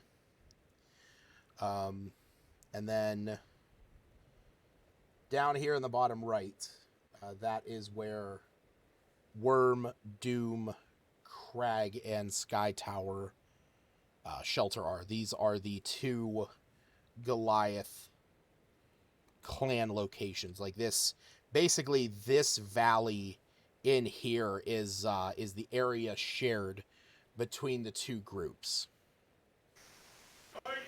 I don't see anything.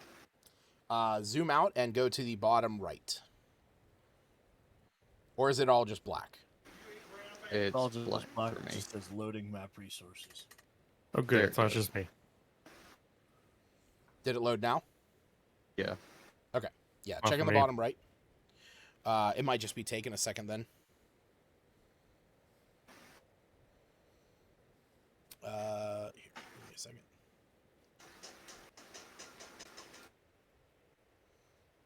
We're about to be starting chapter 2. Technically, you guys are on chapter 2. Oh, we are? Oh, okay. Yep.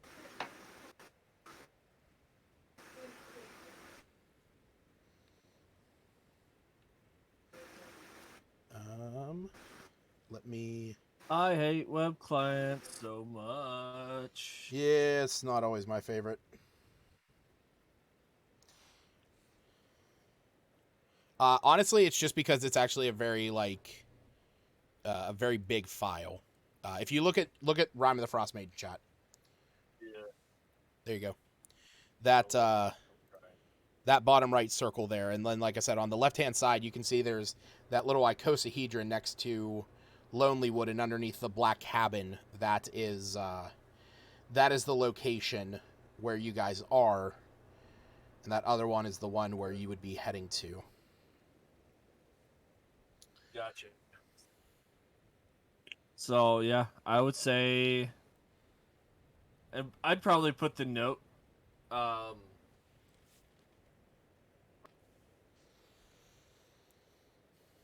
We want to cross over.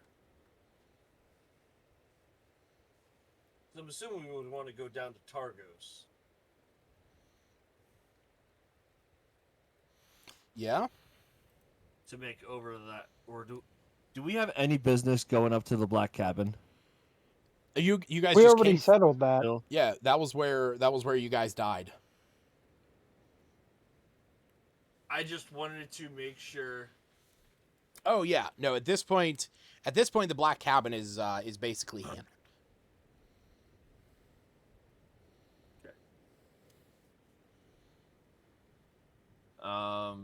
Yeah, so I would say theoretically we would want to travel down to Targos and then travel over to the east side to take care of that anything over there. So we could have I don't know. I hear the east side is pretty shitty. Yep.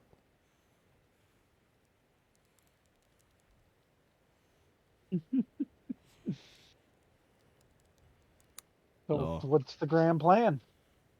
So is that I what would you- say we should probably go to Tourmaline because I have a few things that need to go there. Probably hike to Targos. All right. heading back down to Targos? I see. Cool. So what's the plan, Boo? Let's.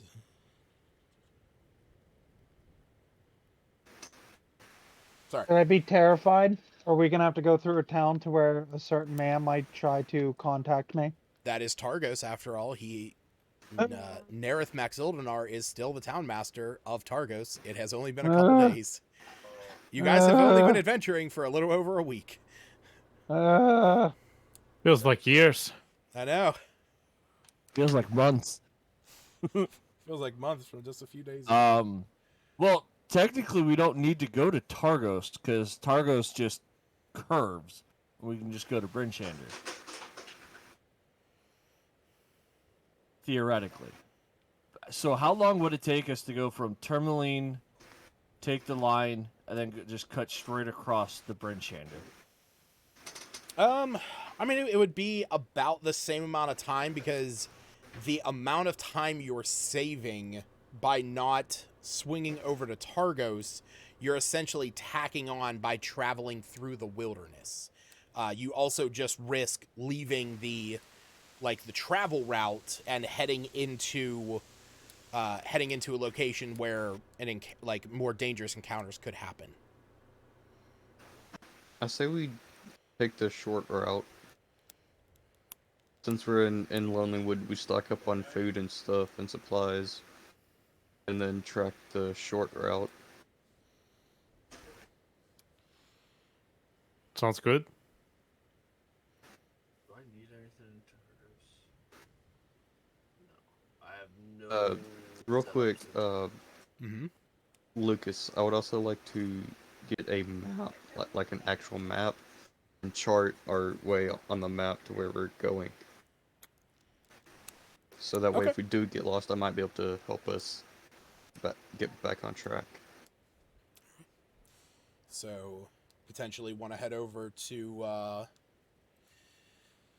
let's pull this back up again. There we go. So do you want to do that before you leave Lonelywood and head over to the Happy Scrimshander? Yes. And also buy supplies.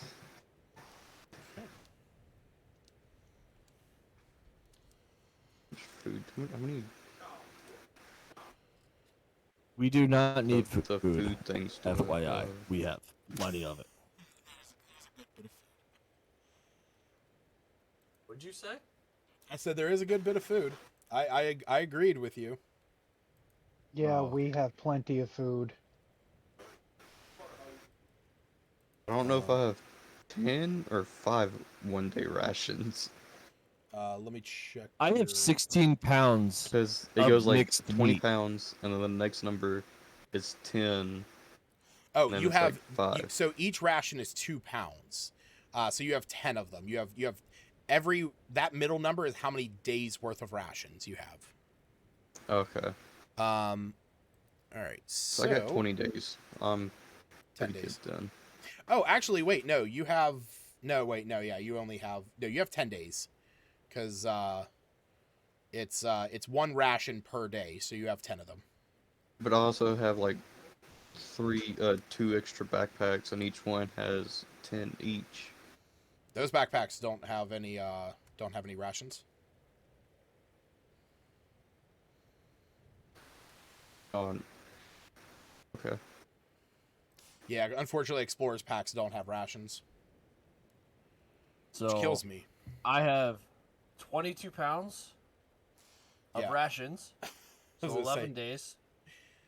he is. And then I have, where was it? Mixed meat. Oh, I have wait, no, you 16 do. pounds. No, I'm sorry, you do. I was looking at the wrong character sheet. For some reason, I had your old character sheet pulled up. No, yeah, you do. You're right. I'm sorry. And on top of that, I can just have Neoguri look for food and water because we have enough. And also, But there's also no guarantee ice. that he'll find food. And No. if we make it to Brinchander, I have 32 pounds of meat. That's not true. Hold on. Let me see here. Sharing is caring. Every 1d6 days, your companion can find food and fresh water for themselves and one other creature, provided that the land offers berries and so forth. So yeah, he can find that, and then I do have. It says provided that the land has it. Yeah, it would always have some sort of food for wild animal. I would probably have Neogiri roll a survival check for that Yeah. to more determine whether or not he had access to that.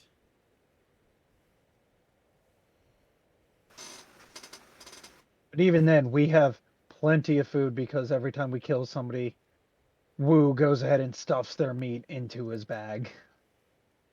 Wait a minute. Yeah, buddy. I know what I Brinchander, do. I- Woo stuffs his meat. What? Yeah. Wu also has 32 pounds of meat at Brinchander getting Woo prepped. stuffs his meat into their bag. Okay. He does. Yeah. Every person we've killed, but- their meat has been put into a bag. I don't believe that the Yeti meat in Bryn Shander will be ready yet. Because I have it on my notes that is not ready until the 20th. And we're on what day? You are on the 15th. Today's the 17th. You are on the 15th. So 5 days? Another 5 days. So It's going to what take I us, need to add what, to my 2 days just to travel? equipment It's for the gonna- map. It's definitely going to take you guys some time to get down there. So that is definitely true. You guys are still traveling on you guys are still definitely traveling, by foot, so your travel pace down there is still something to contend with. Yeah. So, realistically, how long from Lonelywood to Brinchander would it take us to travel? From Lonelywood to Bryn Shander is going to be 10.5 miles. And you guys are able to move on foot with snowshoes a half mile each hour. So it is going Wait. to... I thought we were going to take the shortcut to where we were going. You are. Again, if you listen, You are. you need to pay attention. It's so here. Let me put it up on here. So this is the map that I'm working off of. This shows you the distance. I'll put this here in the chat. This is going to show you the distance between every location in Icewind Dale. So from Termaline to Targos is 9 miles. But from Termaline to Bryn Shander, even though since you're cutting off that little tail over to Targos, you're making up some extra time cutting through the wilderness. Unfortunately, you are also losing a little bit of time going through the wilderness, considering there's a possibility for encounters, and it's also traveled roads. You are cutting across through uncharted lands, essentially. So it would still be 9 miles. Now, again, the overland travel that I'm working with is this particular setup, where on foot with snowshoes, which you all did purchase, you guys move at a half mile per hour. So it's going to take you 3 hours to get from Lonely Wood to Termaline, and then it's going to take you 18 hours to get from Termaline to Bryn Shan. So that's going to be, and we can only travel Dang, so 'cause many they went hours and in a slowed down day. by half a mile. Yeah, you guys can only travel for at most 8 hours in a day, but the other thing that you have to contend with is that you only have about 5 hours of daylight every single day from 10 o'clock in the morning until 2 o'clock in the afternoon is when it is twilight, and it is dim light out, but anytime or after or before that, it's darkness. So traveling during that time also poses its own threats and risks based on your sight, but you do actually have a benefit with Groff having the FLIR goggles, as well as most of you, traveling self-aware. But yeah, like I said, it is going to be a good 21 hours for you to get there. So since you can really only travel for 8 hours in a day, it's going to take you a couple days to get down there. Because anything more than 8 hours of marching is considered forced march, and if you want to push on through to that, then you have to start making con saves and risking exhaustion. Yeah. Okay. I didn't know we were going to Bryn Shander. I thought we were going to Sky Tower Shelter. Well, so you kind of, that's the thing. Like, from Lonely Wood to Sky Tower Shelter, you would essentially you'd be having to cross over all of that land. And that's actually what that one map was about. So you have a couple options here. So you could travel up to Caer Konig, and then from Caer Konig, you could head down that direction. You could also go Head up to from the Black Cabin. right, because that original one was from the Black Cabin, but now that you guys are in Lonely Wood, you could cross over the Dwarven Valley and then head down from Caer Dineval, make your way over to East Haven, cross the river there, and then head to the Sky Tower Shelter. Or what is being discussed at the moment is heading from Lonely Wood to Termaline to Bryn Shander, and then heading from Bryn Shander over to East Haven, and then essentially the same direction from there. But, on this particular map, the red line would put you going, across the Dwarven Valley, up near Kelvin's Cairn, getting to Caer Konig, and actually with that, you would even have to, you'd have to travel further north, or you would have to get the ferry there to take you across to the other side. The blue line is going to Caer Dineval, then south, then to East Haven, and the green line is going to Bryn Shander, which you guys do have some business there. Which is I believe the route that is mainly being discussed here. I mean, it depends on if we want to take a little bit of slower path or just straight there, pretty much. I'm fine with whatever y'all want to do. I'm gonna screenshot. As long as this. I'm not going to Targos, because I'm trying to avoid that place as much as possible for reasons. Yeah, and And what I are don't have the any reasons? business set up at that place, so I'm okay just straight skipping it. Oh, the reason is the Going- townmaster wants me dead. Good Why? times. Because I took one of his flying snakes. The flying snake died. He said he can't keep track of me anymore because of that flying snake being dead. He wanted one of my fingers. I retaliated by lighting his people on fire. Basically, I'm wanted by the mafia, and Targos is owned by the mafia. Oh, your snake died? It did, but I brought it back. But he can't track it anymore because of it dying the first time. Oh, okay. So, and that's why he's all mad and everything else, because he's basically a member of the mafia and he wants me dead because of that. So, I like how you say he's like a member of the mafia without ever that like idea being established. What's a mafia? he's literally Giovanni, Lucas. We've already established this. He is Team Rocket. Yeah, he And I kind mean, of is. how else would you go ahead and put it when somebody has magical or has a bunch of people with black snakes hunting you down, trying to destroy anything and everything because he wants the world to be ruled by him? Hey, I'm just saying, man. There's all kinds of options out there. It's Team Rocket. Pokemon. Yeah, if you don't remember, Jared's character is basically a Pokemon trainer. Yes. Yeah. All right.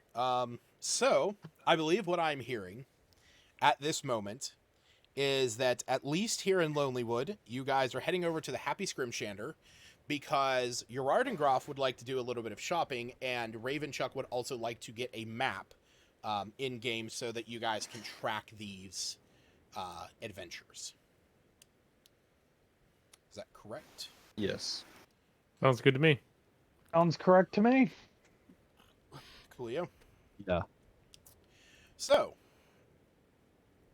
you guys head on over to the Happy Scrimshander. Oh man, my throat. Get out of my amazing bottle, my amazing shaker. With your Gamer Fart 9000. Wait, Yeah, Guacamole hold Gamer that up Fart. again.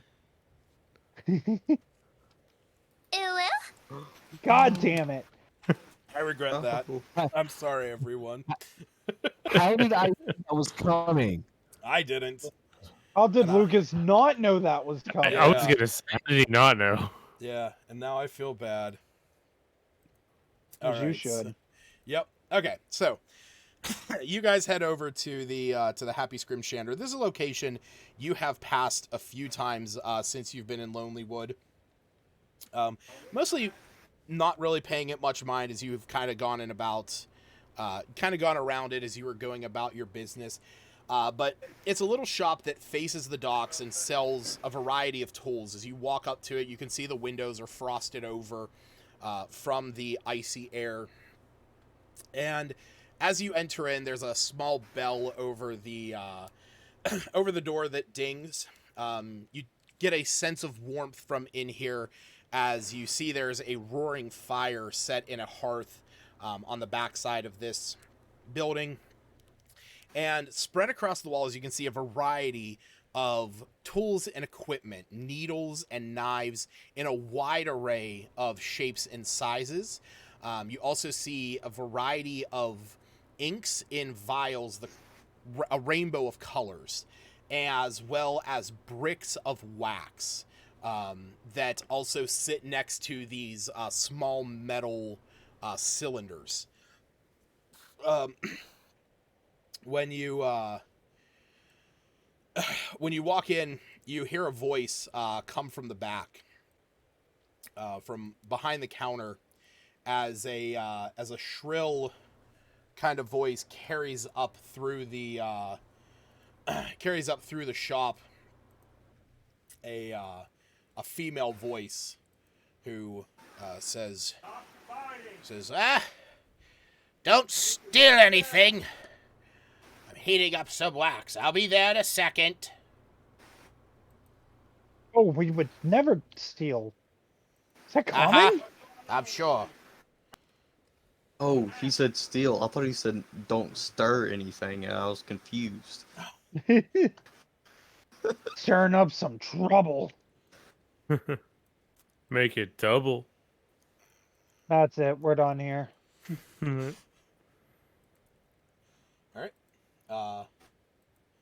So as you guys as you guys look around, you eventually hear the footsteps.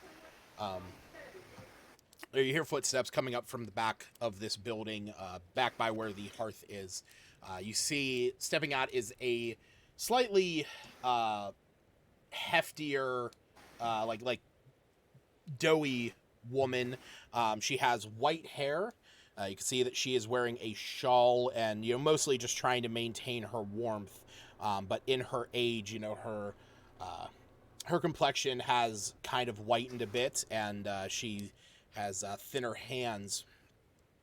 But she eyes up the group, taking in its eclectic diversity, and says, "Oh, I thought you were one of the regulars.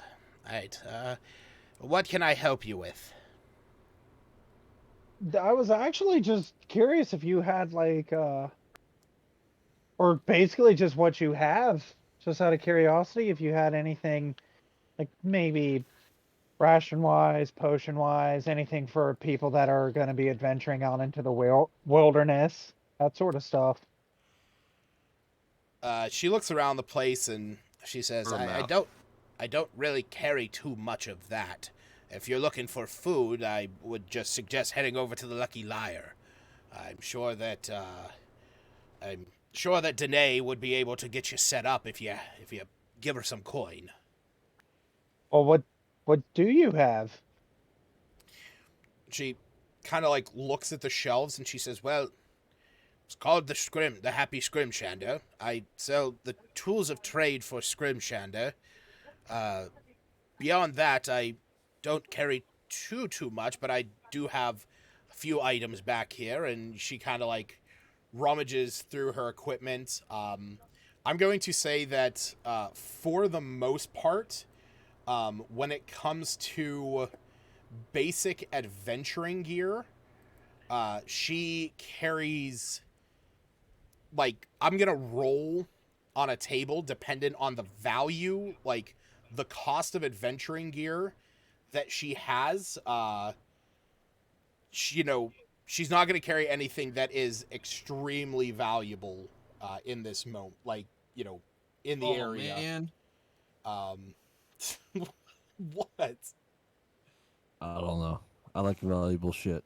I'm sure you do. I'm sure a lot of people do. But yeah, let me see here. Go, quick reference. So, I'm going to say that from this list that I'm posting in the chat, she would have anything on there that is under 1 gold in value.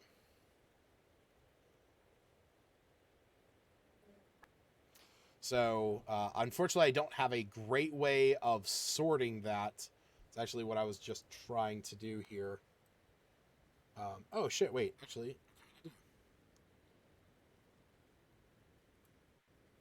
Yep.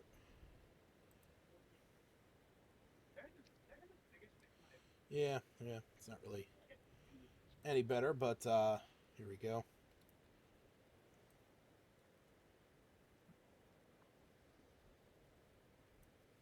This is bullshit. I was hoping to walk in and find 20 Pokeballs. Oh, yeah. You know what? Sorry. Let me just throw those on. I mean, come on, Doesn't seem man. like she has Isn't a it map either? Can't you go ahead and spend $100 and you get a Premier Ball with every 10 or something? Come on. Yeah, you know what? My bad. Sorry. Let me just throw that into D&D real quick. I'm gonna ask her if she doesn't sell a map, then who in this town would? She looks at you and she says, "Well, what map are you looking for?" Map of 10 towns, like the entire area. Well, luckily you are, or luckily for you, you are in luck. I do actually have one of those. she rummages through a small little lockbox that is off to the side of everything else she has in here. You can see whenever she opens it. Everyone, roll me a perception check.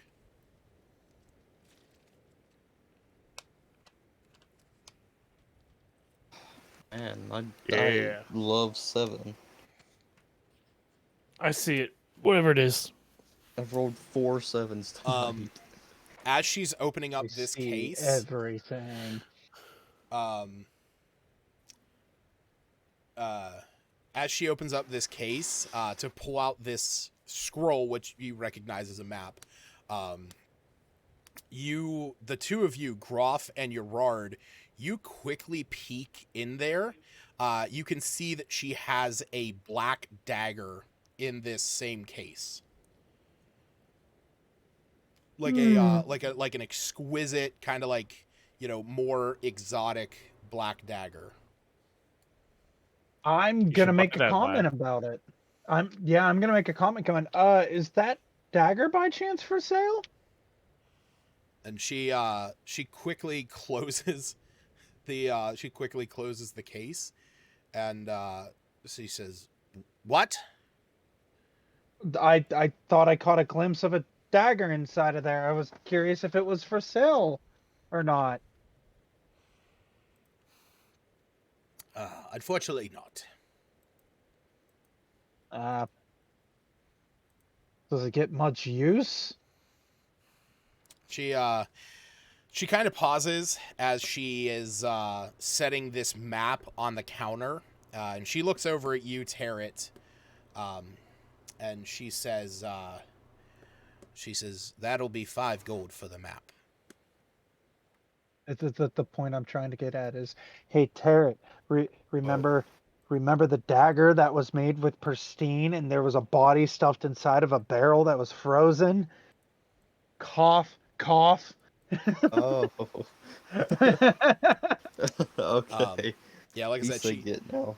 she sets the scroll on the table in front of you, Ravenchuck, and she says that'll be 5 gold.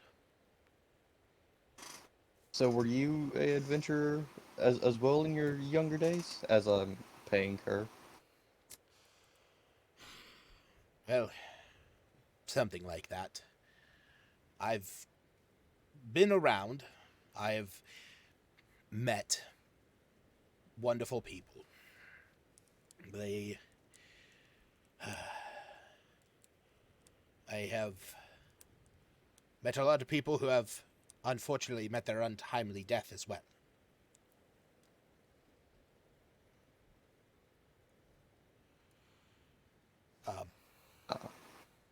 No, this... She looks at you, Gerard, and she says, "It doesn't get much use, but that is for a good reason." I'm just curious about it. Like, if it's not for sale, can I at least inspect it if you don't mind? Like, I'm curious about all these different odds and ends and everything else. And if it makes you feel any better, I will go ahead and gladly pay for something just to go ahead and inspect the dagger. I won't run off with it. I promise you that. I just want to see if it holds any magical properties is all. She pauses. Because what I want to buy is the explosive seeds. What the fuck is an explosive seed? Oh, I don't know. You have it listed. I know. I can't remove shit on that list. I don't know what the fuck that is. What is it? An acorn-sized An sphere explosive of seed. brass that contains a small amount of blasting powder and a clockwork trigger. An explosive seed can be thrown up to 30 feet as an action, detonating on impact. Each creature within 5 feet must make a dex save DC 10, taking 1d8. It's actually not that powerful. Yeah, I don't care. No, it's not. The only premise I had of thinking about it was either having Neoguri loaded into his gun, or maybe Carpet saying, bombing. yeah, Oh, never or mind. saying, here you go, Albot, become an AC 130. You know what? Yeah, let's say that it's there. I'll say that she has a couple of those. I'll say she has 5 of them. How much are they? I'm not seeing any explosive seeds. Talking about? If you look at the top picture that I posted, So I posted 3 pictures that has all the adventuring gear that is Oh, okay. 1 gold or cheaper, and on that top one it has the explosive seed.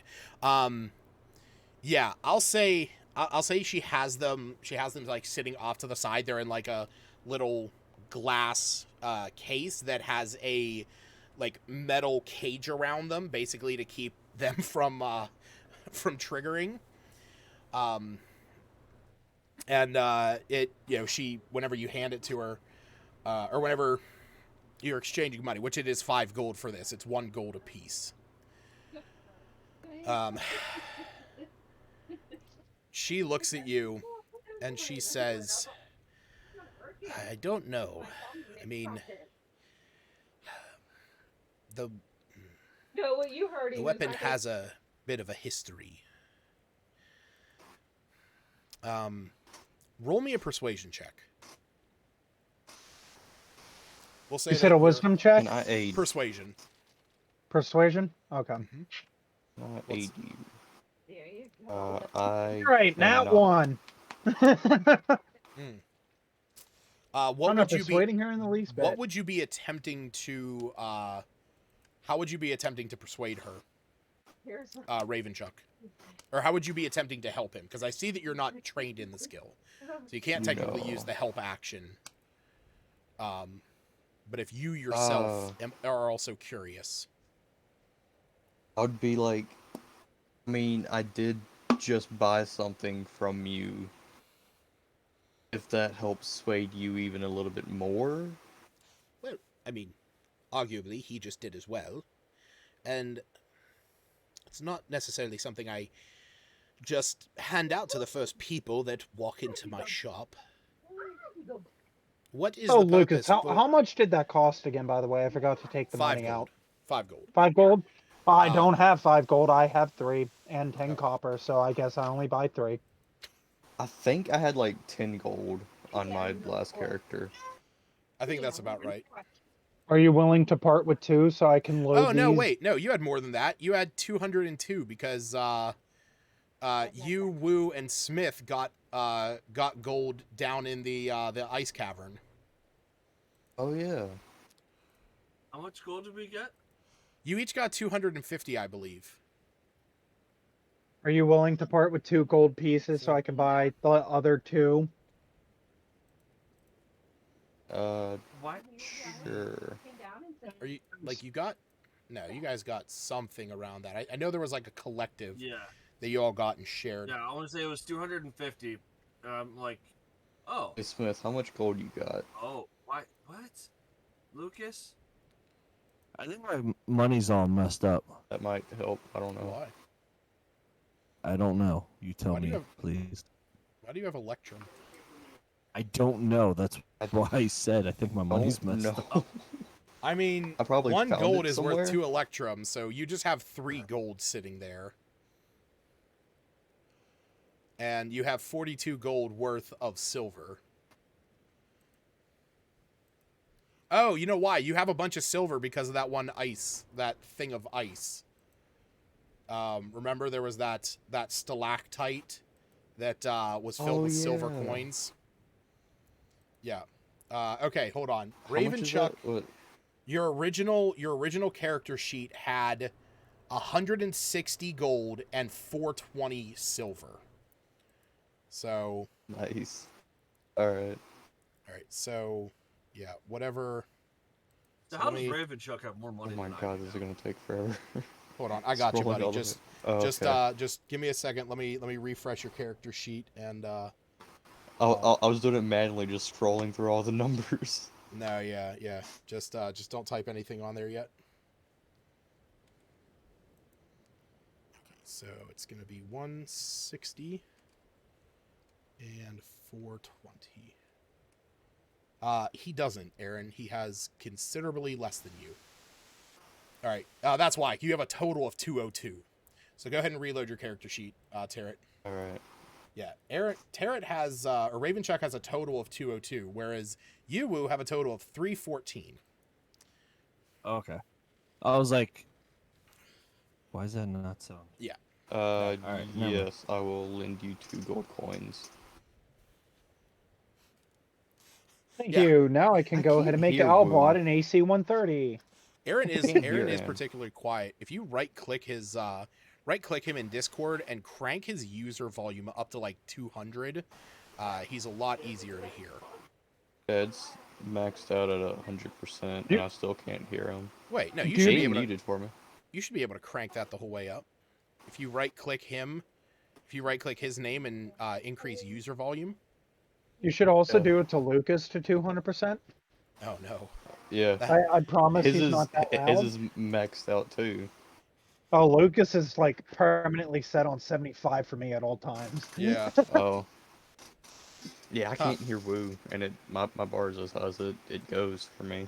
Oh dang. Yeah, and I'm also not really talking into my mic because I'm trying to do multiple things at once right now. That's your problem. There's your problem. I'm gonna say. I think So not here's. hearing Woo is a good thing though. It's true.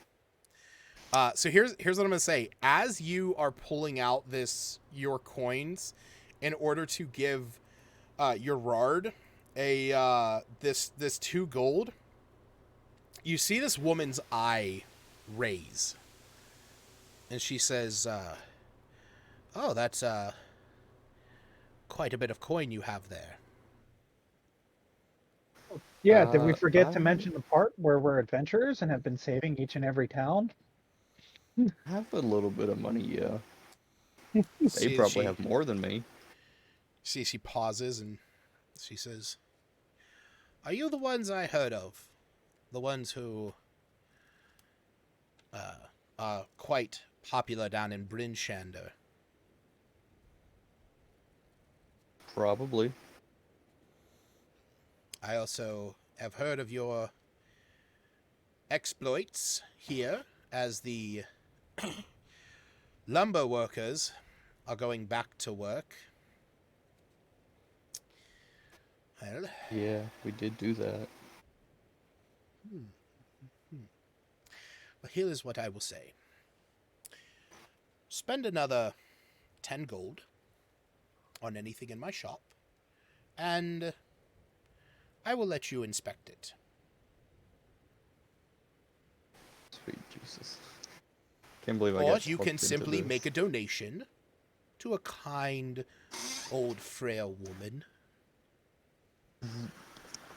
Real quick, Lucas, I have the spell catapult. Yes. Catapult munition work?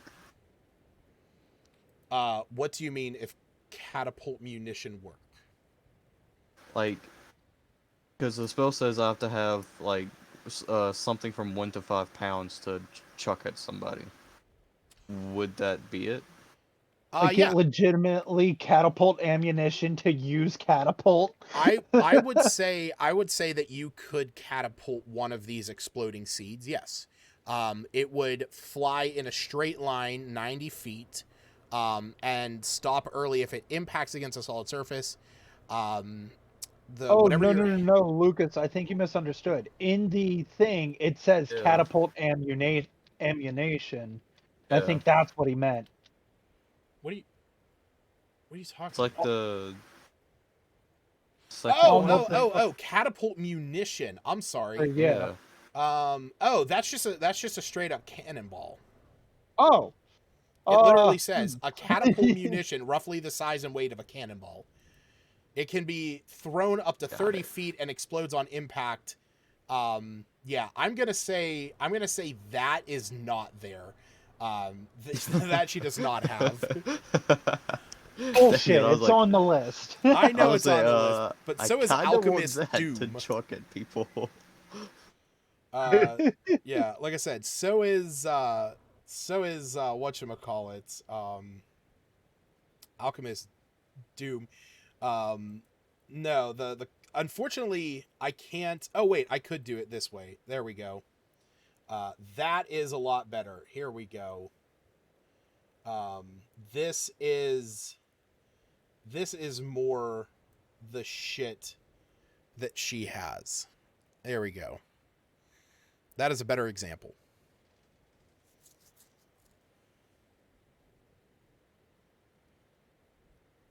Now, I will say the exploding seed is still on there because I kind of do love the idea of that. But anything that doesn't have a value now is taken off of there. Would that do extra damage if I use that in the catapult? That would, considering shooting something with your catapult, whatever, when the object strikes it, it hits for 3d8 bludgeoning damage, and that exploding seed would then explode, dealing the damage from it. I mean, I'm Yeah, willing to. I'm gonna buy I mean, her out on that. there was only the 5, so like I'm willing to give you the 2 that you spent the 2 gold on or whatever. Or if you want 3, I'll give you 3, and I'll just keep 2, however you want to do it.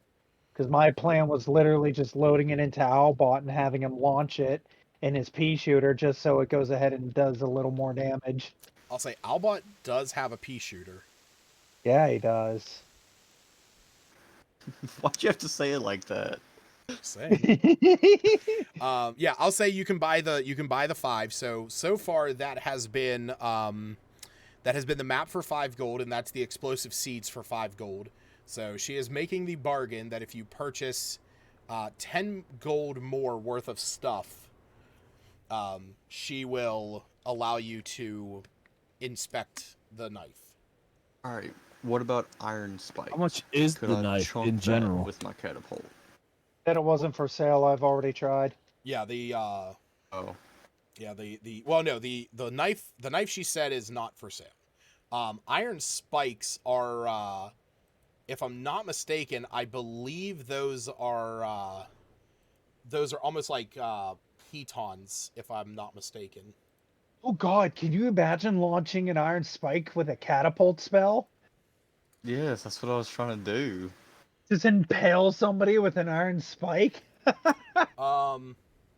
It would be like the rivet gun from Oh, you know what? Bioshock. Yeah, those are iron spikes. Those are basically those are essentially like railroad spikes. Oh God! And the thing to consider is that they weigh a half pound each. Oh. How many does she have? Of that, I'll say she has a grouping of 10. I'll But buy... it's 1 gold for a grouping of 10. Oh. Yeah, I'll buy 10. Okay. And 9 more gold to spend. Pitons. You I'll want to buy just some give you mine pitons? if you want them. Some what? I have pitons if you want them. He's offering you his climbing pitons.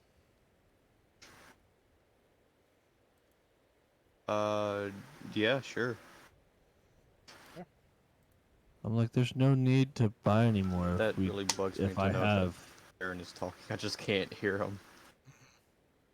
Buy more food. Yeah, I think we need more food. Try saying something now, Aaron. I just muted you and unmuted Penis. He did I'm say gonna penis. say you didn't hear. Yeah, he did in fact say penis. you. Oh, I didn't hear that. Yeah, I like I said, she doesn't have any rations here. That is, she said that if you wanted rations, you could go to Lucky Liar. As you're kind of like browsing around the stuff that she has, she does look at you and she says, "Good, you can simply just pay 9 gold if you wish to see it that badly." Well, I'd want to get something out of it. Really like charity too much. I gotta add iron spikes and whatever Aaron gave me. Piton, Pitons? Piton. Pittons. Pitons.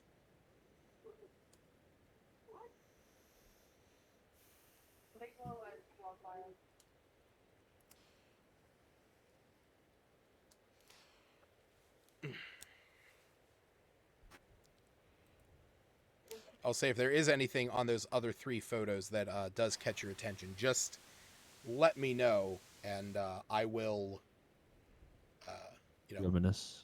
I'll tell you if something like that is there. We might be able to work out a price. I'm gonna say is there a there's place in light armor and all that? not here. Really, the But- only place for that is down in Bryn Shander. Okay.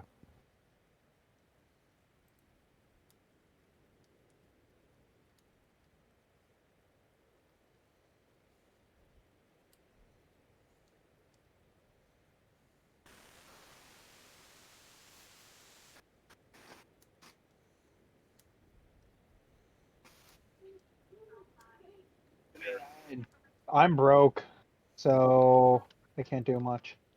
I'm not finding any of the icons. Piton. Yeah, Piton. Nothing shows up. I'd search it up. Really? I'll say I They just typed definitely in. exist. I typed in PIT and it definitely went through. Here, I'll add it to your character sheet. Yep, I see it. Yeah, you already have 10 of them actually on your character sheet, so you could actually just Okay. increase that amount by 20. It's in your first backpack. Okay. As you're all looking through this stuff, this woman is kind of staring at your party. And at one point she looks at you, Groff, Hi. and she eyes up the scrimshaw that you have hanging off of you. Oh, she's interested in big love, is she? Ooh. And when she She wants looks that while Rusty. when she looks at that, she says, "Where did you get that?" Wouldn't you like to know? Why do you think she asked? I am curious of where you got that. Well, I'd love to tell you, but it's been more than a few hours. I don't remember. Where did I get this? You You got got that. it from why can't I think of their name? And I can only every time I think of them, I only think of the gay merchant from Frozen. What? What? There was a gay What? Martian in Frozen? Gay Martian? The merchant, the gay Oh, the merchant gay from Frozen. merchant. Oh, merchant. I heard Martian. Yeah, so did I. That That's is the only what I thing heard. I think of when you hear about the scrimshaws. I Um, just think of him going, "Yoo-hoo, summer blowout." That you received that from Keegan, who was Keegan and Garrett from down in Targos. They were the ones that you guys, when you went to Targos, you spoke with you spoke with Keegan, who informed you that his husband had gone up to lead a an expedition up into Kelvin's Cairn and has not returned. You guys then went up, you found his husband Garrett and were able to rescue him, and you learned that the other members of the expedition had died on the expedition, but you got Garrett back, and in return, Keegan gave you all a piece of scrimshaw. Groff getting the walrus that has the words "Big Love" carved into it. I believe that Gerard had the hare. Yes. Smith had the whale, and Wu actually was getting Wu got a custom one made with a Gnoll warlord head etched into it. His battle with the Gnolls. Yeah. I think Kyra That I have also just got one. hanging on my ship. Yep. But yeah, she looks down at that Groff and she says, "Where did you get that?" His name is Keegan, right? Yes. A lad named Keegan gave it to me. Is that so? Aye. It's been some time since I have seen him. How's the old runt doing? It's good. Gave me the scrimshaw. See that? I recognize that handiwork. He is my apprentice. Oh shit. Do I You happen to trained know him this well, dude? Loss. No, unfortunately you do not, because you had not joined the group. You actually joined the group the first time around when they were coming back from rescuing Garrett. Okay, I didn't know if that was the artificer that made me bring something to Gerard. Oh no. That was Oh no, that was Copper Knobberknocker in Bryn Shander. Okay, yeah. Yeah.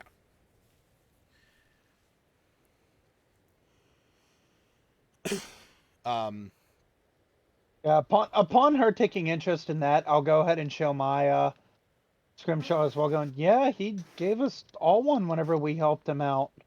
Mine's better. I never want to see a walrus ever again. Well, Rusty.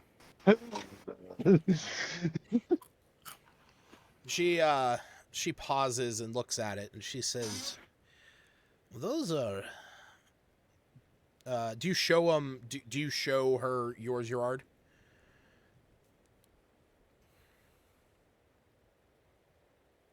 Jared. I'm sure Jared said he did show his. Did Pretty he? sure you did. Okay. Yeah. Because I think Groff and Gerard was like, yeah, here's mine.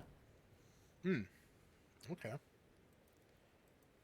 Unless I think the only two people that would be left would be me and Smith if we show ours. I mean, that's up to you guys if you want to show your. If you would like to. Come on, everybody else showed. Now you have to show. I ain't got show shit. Oh, I can hear Aaron now. Oh, hey, look, you can hear Aaron now.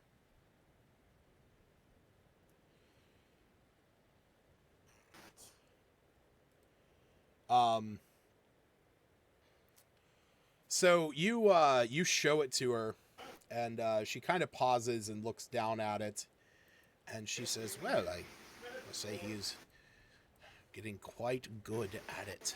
Quite good. Oh, it was so fun training him. He was such a scamp. Well,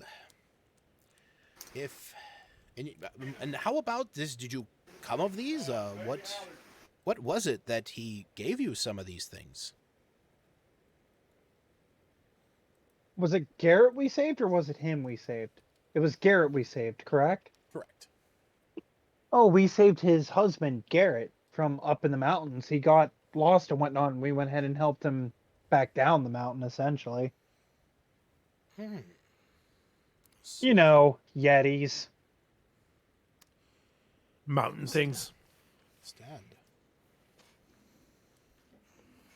Well, it is not every day that you come across somebody who aided your young apprentice. Well, I mean, there's like 5 of us that did. I'm sorry. All of us, right? Yeah. Yeah, I mean, yeah, you all did. You all did help. Yeah. I'd say that's worth 9 gold. Your camera is glitching out. So It is. Oh my you're god. like bouncing.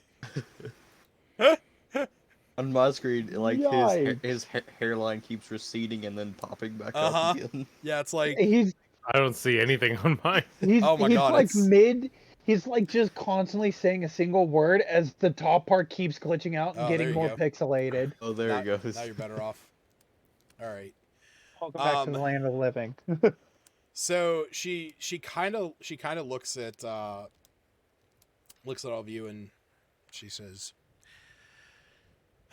"Well, you appear to have helped my apprentice.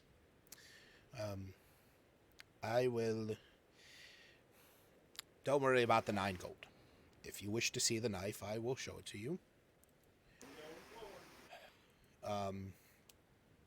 And with that, she goes back over and very tentatively walks back over to the rest of you. And she opens up the box in front of everyone. You can definitely see that she's like favoring her side of the counter, not wanting to put it like so close to all of you.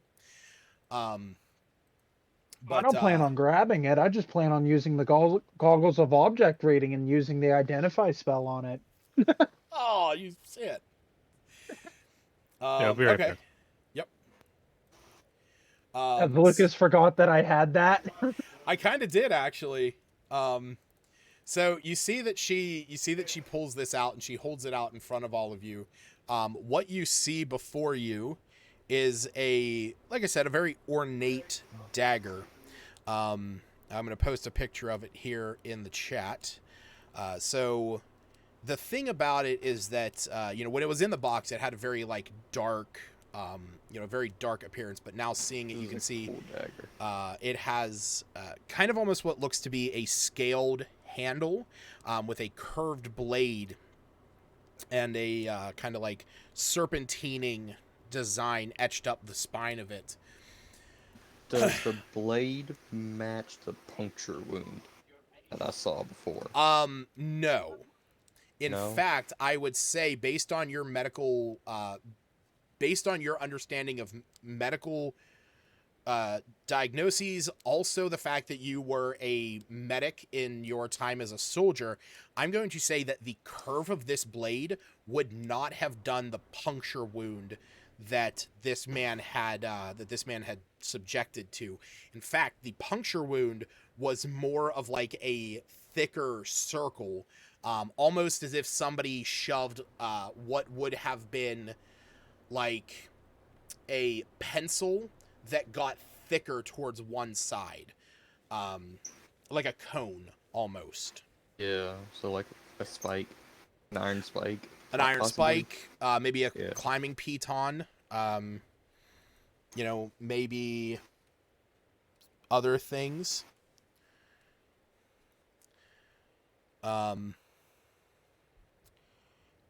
Yeah, so as you are looking at it, Rard, you said that you are going to use your goggles of object reading. Yes. And so now the thing is that the goggles of object reading do require you to hold it. Now you can use, if you want instead to simply look at this thing, you can roll an Arcana check to try and discern. Check, yeah. Okay, so go ahead and roll that. You have advantage because of the goggles. Can I also make an Arcana check? Well, I rolled 2 16s. Nice. Yeah, go ahead, Ravenchuck.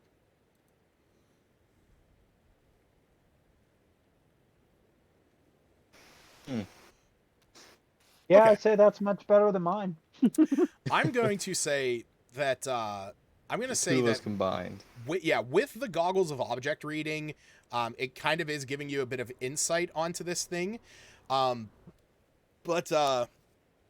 Ravenchuck, when you're looking at this dagger, you kind of take a moment. You're thinking about the shape of it, the design of it, how it would cut into somebody, and the wound that it would leave. And as you're looking at it, you realize this is not the dagger that would have been used to kill that guy you found in the barrel. This dagger, though, does have something about it, and that's, as you look at it, you see that there almost appears to be a black, thick coating on it. And you recognize this as a, like, it's something from Tale, something from your time as a soldier, hearing about assassins who used daggers that could produce their own venom. And that is to you what this looks like. And Gerard, I'm going to say that the goggles of object reading are at least giving you enough insight that this is a magical weapon of some kind, and you as well also notice the black, like the black coating on it, that is is kind of giving you that same, like, this is a magical item, this is a magical weapon of some kind.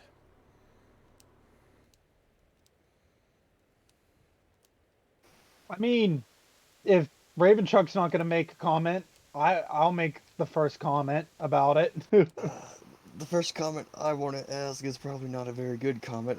The thing I'm probably gonna say is, I'm a combat medic, and I've heard about and seen stab wounds that were from a knife like this that could produce its own poison. Were you hap? Did you happen to get this from somebody, or were you one? Back in her glory days. Yeah. She looks at you and she's like, look, I used to be an adventurer like yourself. I came across Until? all, huh? Until what? Until you get hit the knee with an arrow. there was a That's my tragic bow. event. I was trying to climb a tower, and I fell, and the barbs that were the fence, the wall that was dividing where I was trying to get to and where I was coming from, had these spikes sticking up out of it, and she gestures down below her waist. She's like, the one went right through my knee, just like an arrow. And I shoot her in the knee. huh? Shoot her in the knee. No. She says, I was able to seek attention, but after that, it was never quite the same, and my skills were very much diminished in that moment. Again, I came across this in my times as an adventurer, but to say that it has not been used would be a lie. By a number of folk. Hey, there's no shame in using darker things to get a job done. Trust me, I know all about that. Yeah, he's does into that. trafficking. Wait, Oh, wait. No. Look at all Here's those this- little animal companions you have. You tell me you're not into trafficking. Fucking Christ. He also has this very dark blade that just appears when he snaps his fingers. Yeah, that one I will admit I have. Yeah, you're not a good guy. But, okay, listen. It's a means to an end. I'm not saying he's not a good guy. He just has a lot of good spells. Wait a minute. I'm saying he's not a good guy. Says the one who hides in the shadows just to shoot people from trees. Who, me? Yes, you! I didn't say I was a good guy. I mean, after all, he did. What was it? The Well Girl or whatever? Oh, What'd you call it, Justin? Well, Rusty? the wall. Yeah. Yeah. So obviously, have you- he's not a good person. Listen. Have you ever heard of a man trying to sleep with walrus? Well, look no further. What do you mean trying? You actually see her, she says, oh, well, if, I mean, you don't need to tell me if you're good or not. I could check myself if I wanted to. I'm sorry. This is where she uses detect good and evil on them. No, Well, no, you she actually- just goes into the guard's database, you know, pull up your file. You actually see she goes over to a shelf she has in the back, and hanging off of it is, something that just like, paraphernalia that's just been kind of back there the whole time. But you do recognize it. It's a dream catcher. And she walks over closer to you. You can actually see that this has been made out of things here in the shop, fishing line, gold wire, as well as snowy owlbear feathers. But something that you notice about it is that it is coated in blood. It is not wet blood or anything like that. It's not dripping, but it's coated in dried blood. And she actually holds it up in front of her and is peering through the central design of it. And as she does, she looks at all of you. And, you know, she kind of like crosses across, she kind of like scoots across the party, looking at Smith, looking at Gerard, looking at Groff, and then to Wu and Ravenchuck. And she says, well, you're not evil, but the amount of darkness that surrounds this group is considerable. Well, Is given I'm not from the Dale, and this place kind of has made me end up doing some darker things. She walks up to you. You see that her eyes are kind of a little bit wider at this point, and she goes, "No, son. There is a darkness about your aura." And she looks at Smith. She says, "Around you as well." And she looks at Groff and she says, "And there is one growing around you."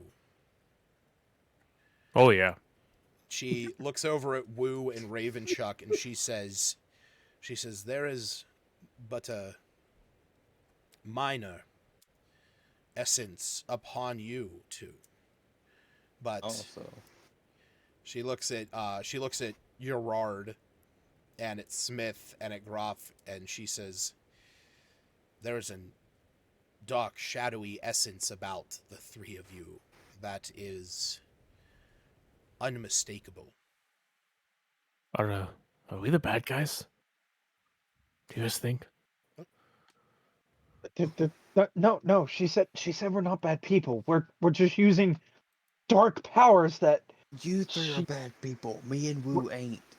We're not. What we're if not she's bad a people. bad guy? She's just And she's saying, like, "No, you're not bad, because I'm not bad." What if she's in denial? No, because we're here to save the Dale. We're here. At least I am. I'm here to make sure the Frostmaiden doesn't keep the land encased in ice. It's just my powers have gotten darker and darker the longer I'm here in this depressing hellhole of the freaking asshole of the devil. Then why is it so cold here? Because hell froze over, obviously. Oh, so a lot of people's wishes came true then. Got it. So we're not the bad guy? No, we're not. We're not the bad guy, lady. She never said we were the bad guys. Oh, good. Just checking. I'm assuming she's hearing all of this as we're picking. Yes, 100%, 100%. You can tell we're a functional group. And she looks at all of you and she says, I can tell there is good in you, but you are just surrounded by darkness." And she kind of pauses and she spins this dream catcher in her hand. And whenever that happens, you actually see this like black aura appear around Gerard and a black aura appear around Smith and one around Groff. And there's like a tiny like shade almost around Wu and Ravenchuck. Now, I will say, you all notice whenever this happens that a lot of Smith's shadow aura is emanating from his sword. And you also presence to terrify her. Huh? No, I was gonna say, is this the part where I just start using Fey presence and just go straight for fear? And but you also notice that she herself has this similar black shadowy energy emanating from her as well, in almost a similar amount as Gerard. Oh shit. And Frost was right. She said we're not bad because she's bad. as well I'm guessing you used this dagger yourself in the past. as you said. Well, she said She looks at all of you, and she looks at you, Wu, or Groff, and she looks at Smith. She says, I believe the two of you understand the necessity of using a weapon that possesses more power and of darker power than what the body should be wielding. As she kind of gestures to your new bow, Graf, and kind of the same Smith gesturing to your Boreas sword. She says, "We all have deeds that we must do. Some of them are not in the light. Some of them must be done in the darkness, in the shadows. I believe you know this as well as I do." And with that, she kind of looks a little bit more at you, Groff. And she says, "But it is the light within you that still exists that allows you to march through this. The power of shadows is powerful indeed. But it is knowing where your feet land, knowing the world that you come from, that keeps you grounded." And with that, you see she pulls out a small wooden figurine of a yawning walrus that is painted in red and black, and she sets it down on the counter in front of you. Well, I'm not a fan of the color scheme, but what Shut is it? up. She says,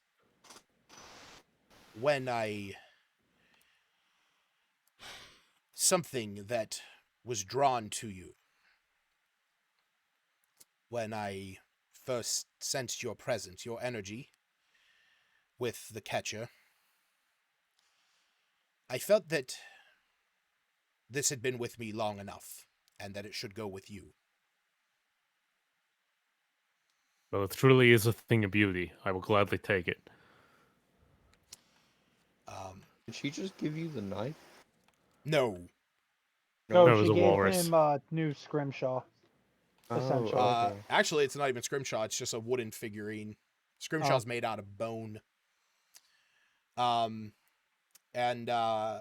with that, she looks at all of you and she says, "In fact, there's a bit here for each of you."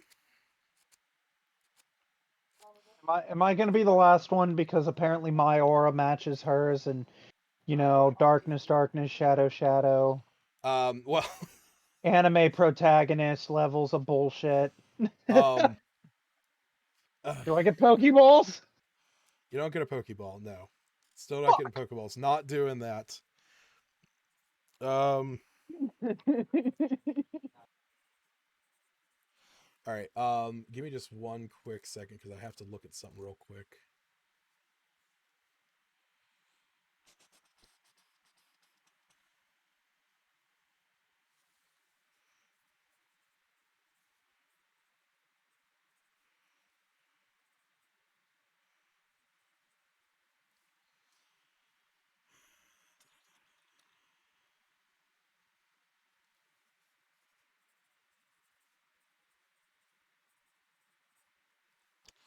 This is I'm more curious of why her aura matches mine the closest.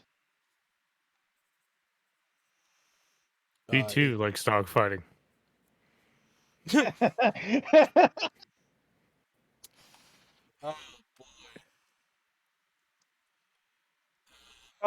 Excuse you, it's called companion battles. It's not Yeah, okay. dogfighting, and they don't die, they only faint.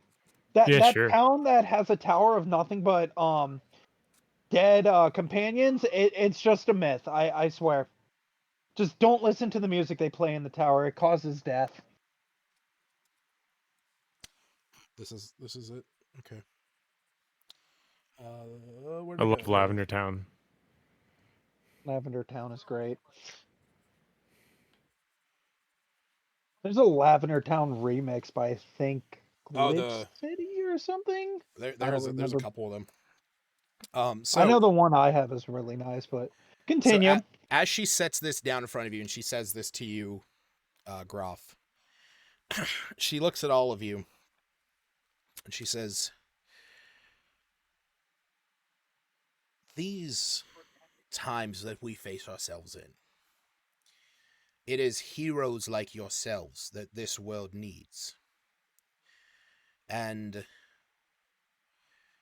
it is the responsibilities of those that you encounter to provide you with either guidance or challenge to allow you to progress further and become stronger.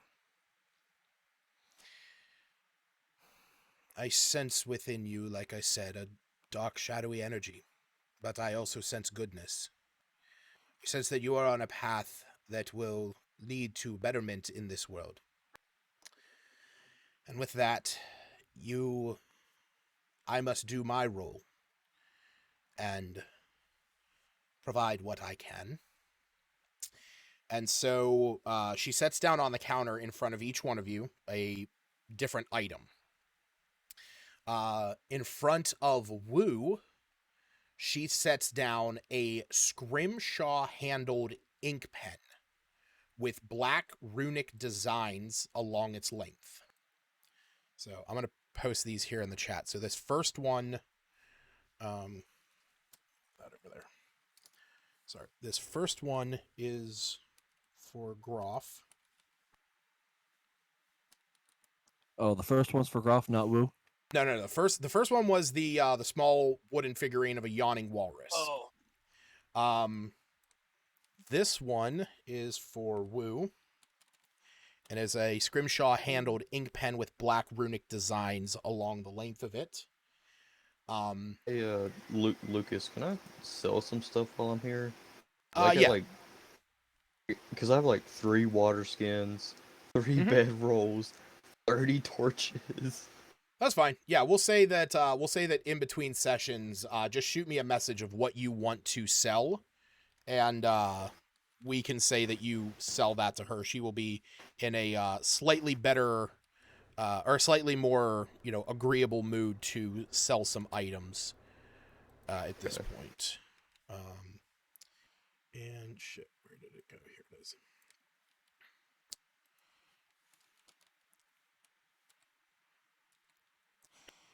So Smith, in front of you, she lays down a stone. It almost looks like a burial cairn. Pull up what that looks like.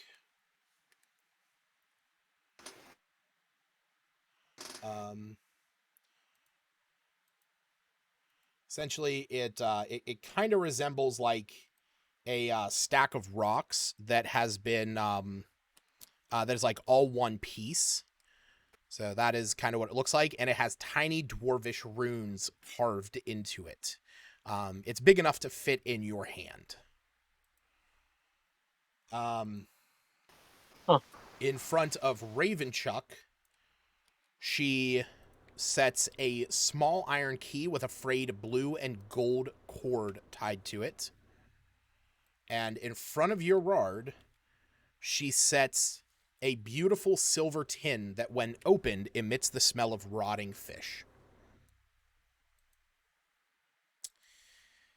And as she sets these all in front of you, you see that, this whole time, this dream catcher is just spinning.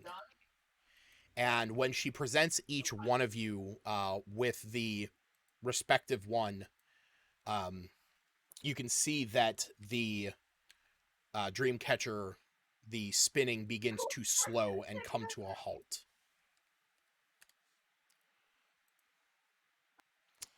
And that is where we're going to end it for tonight. All right. Because Yay. I know Tarot has to get going here. Yeah, my dad's like, "Come on, boy, we gotta eat." So I will say that for next session we can pick up right there. And We'll see you guys in 3 months. that's what I feel like sometimes. All right. Well, as for those watching at home, have a good night. Oh.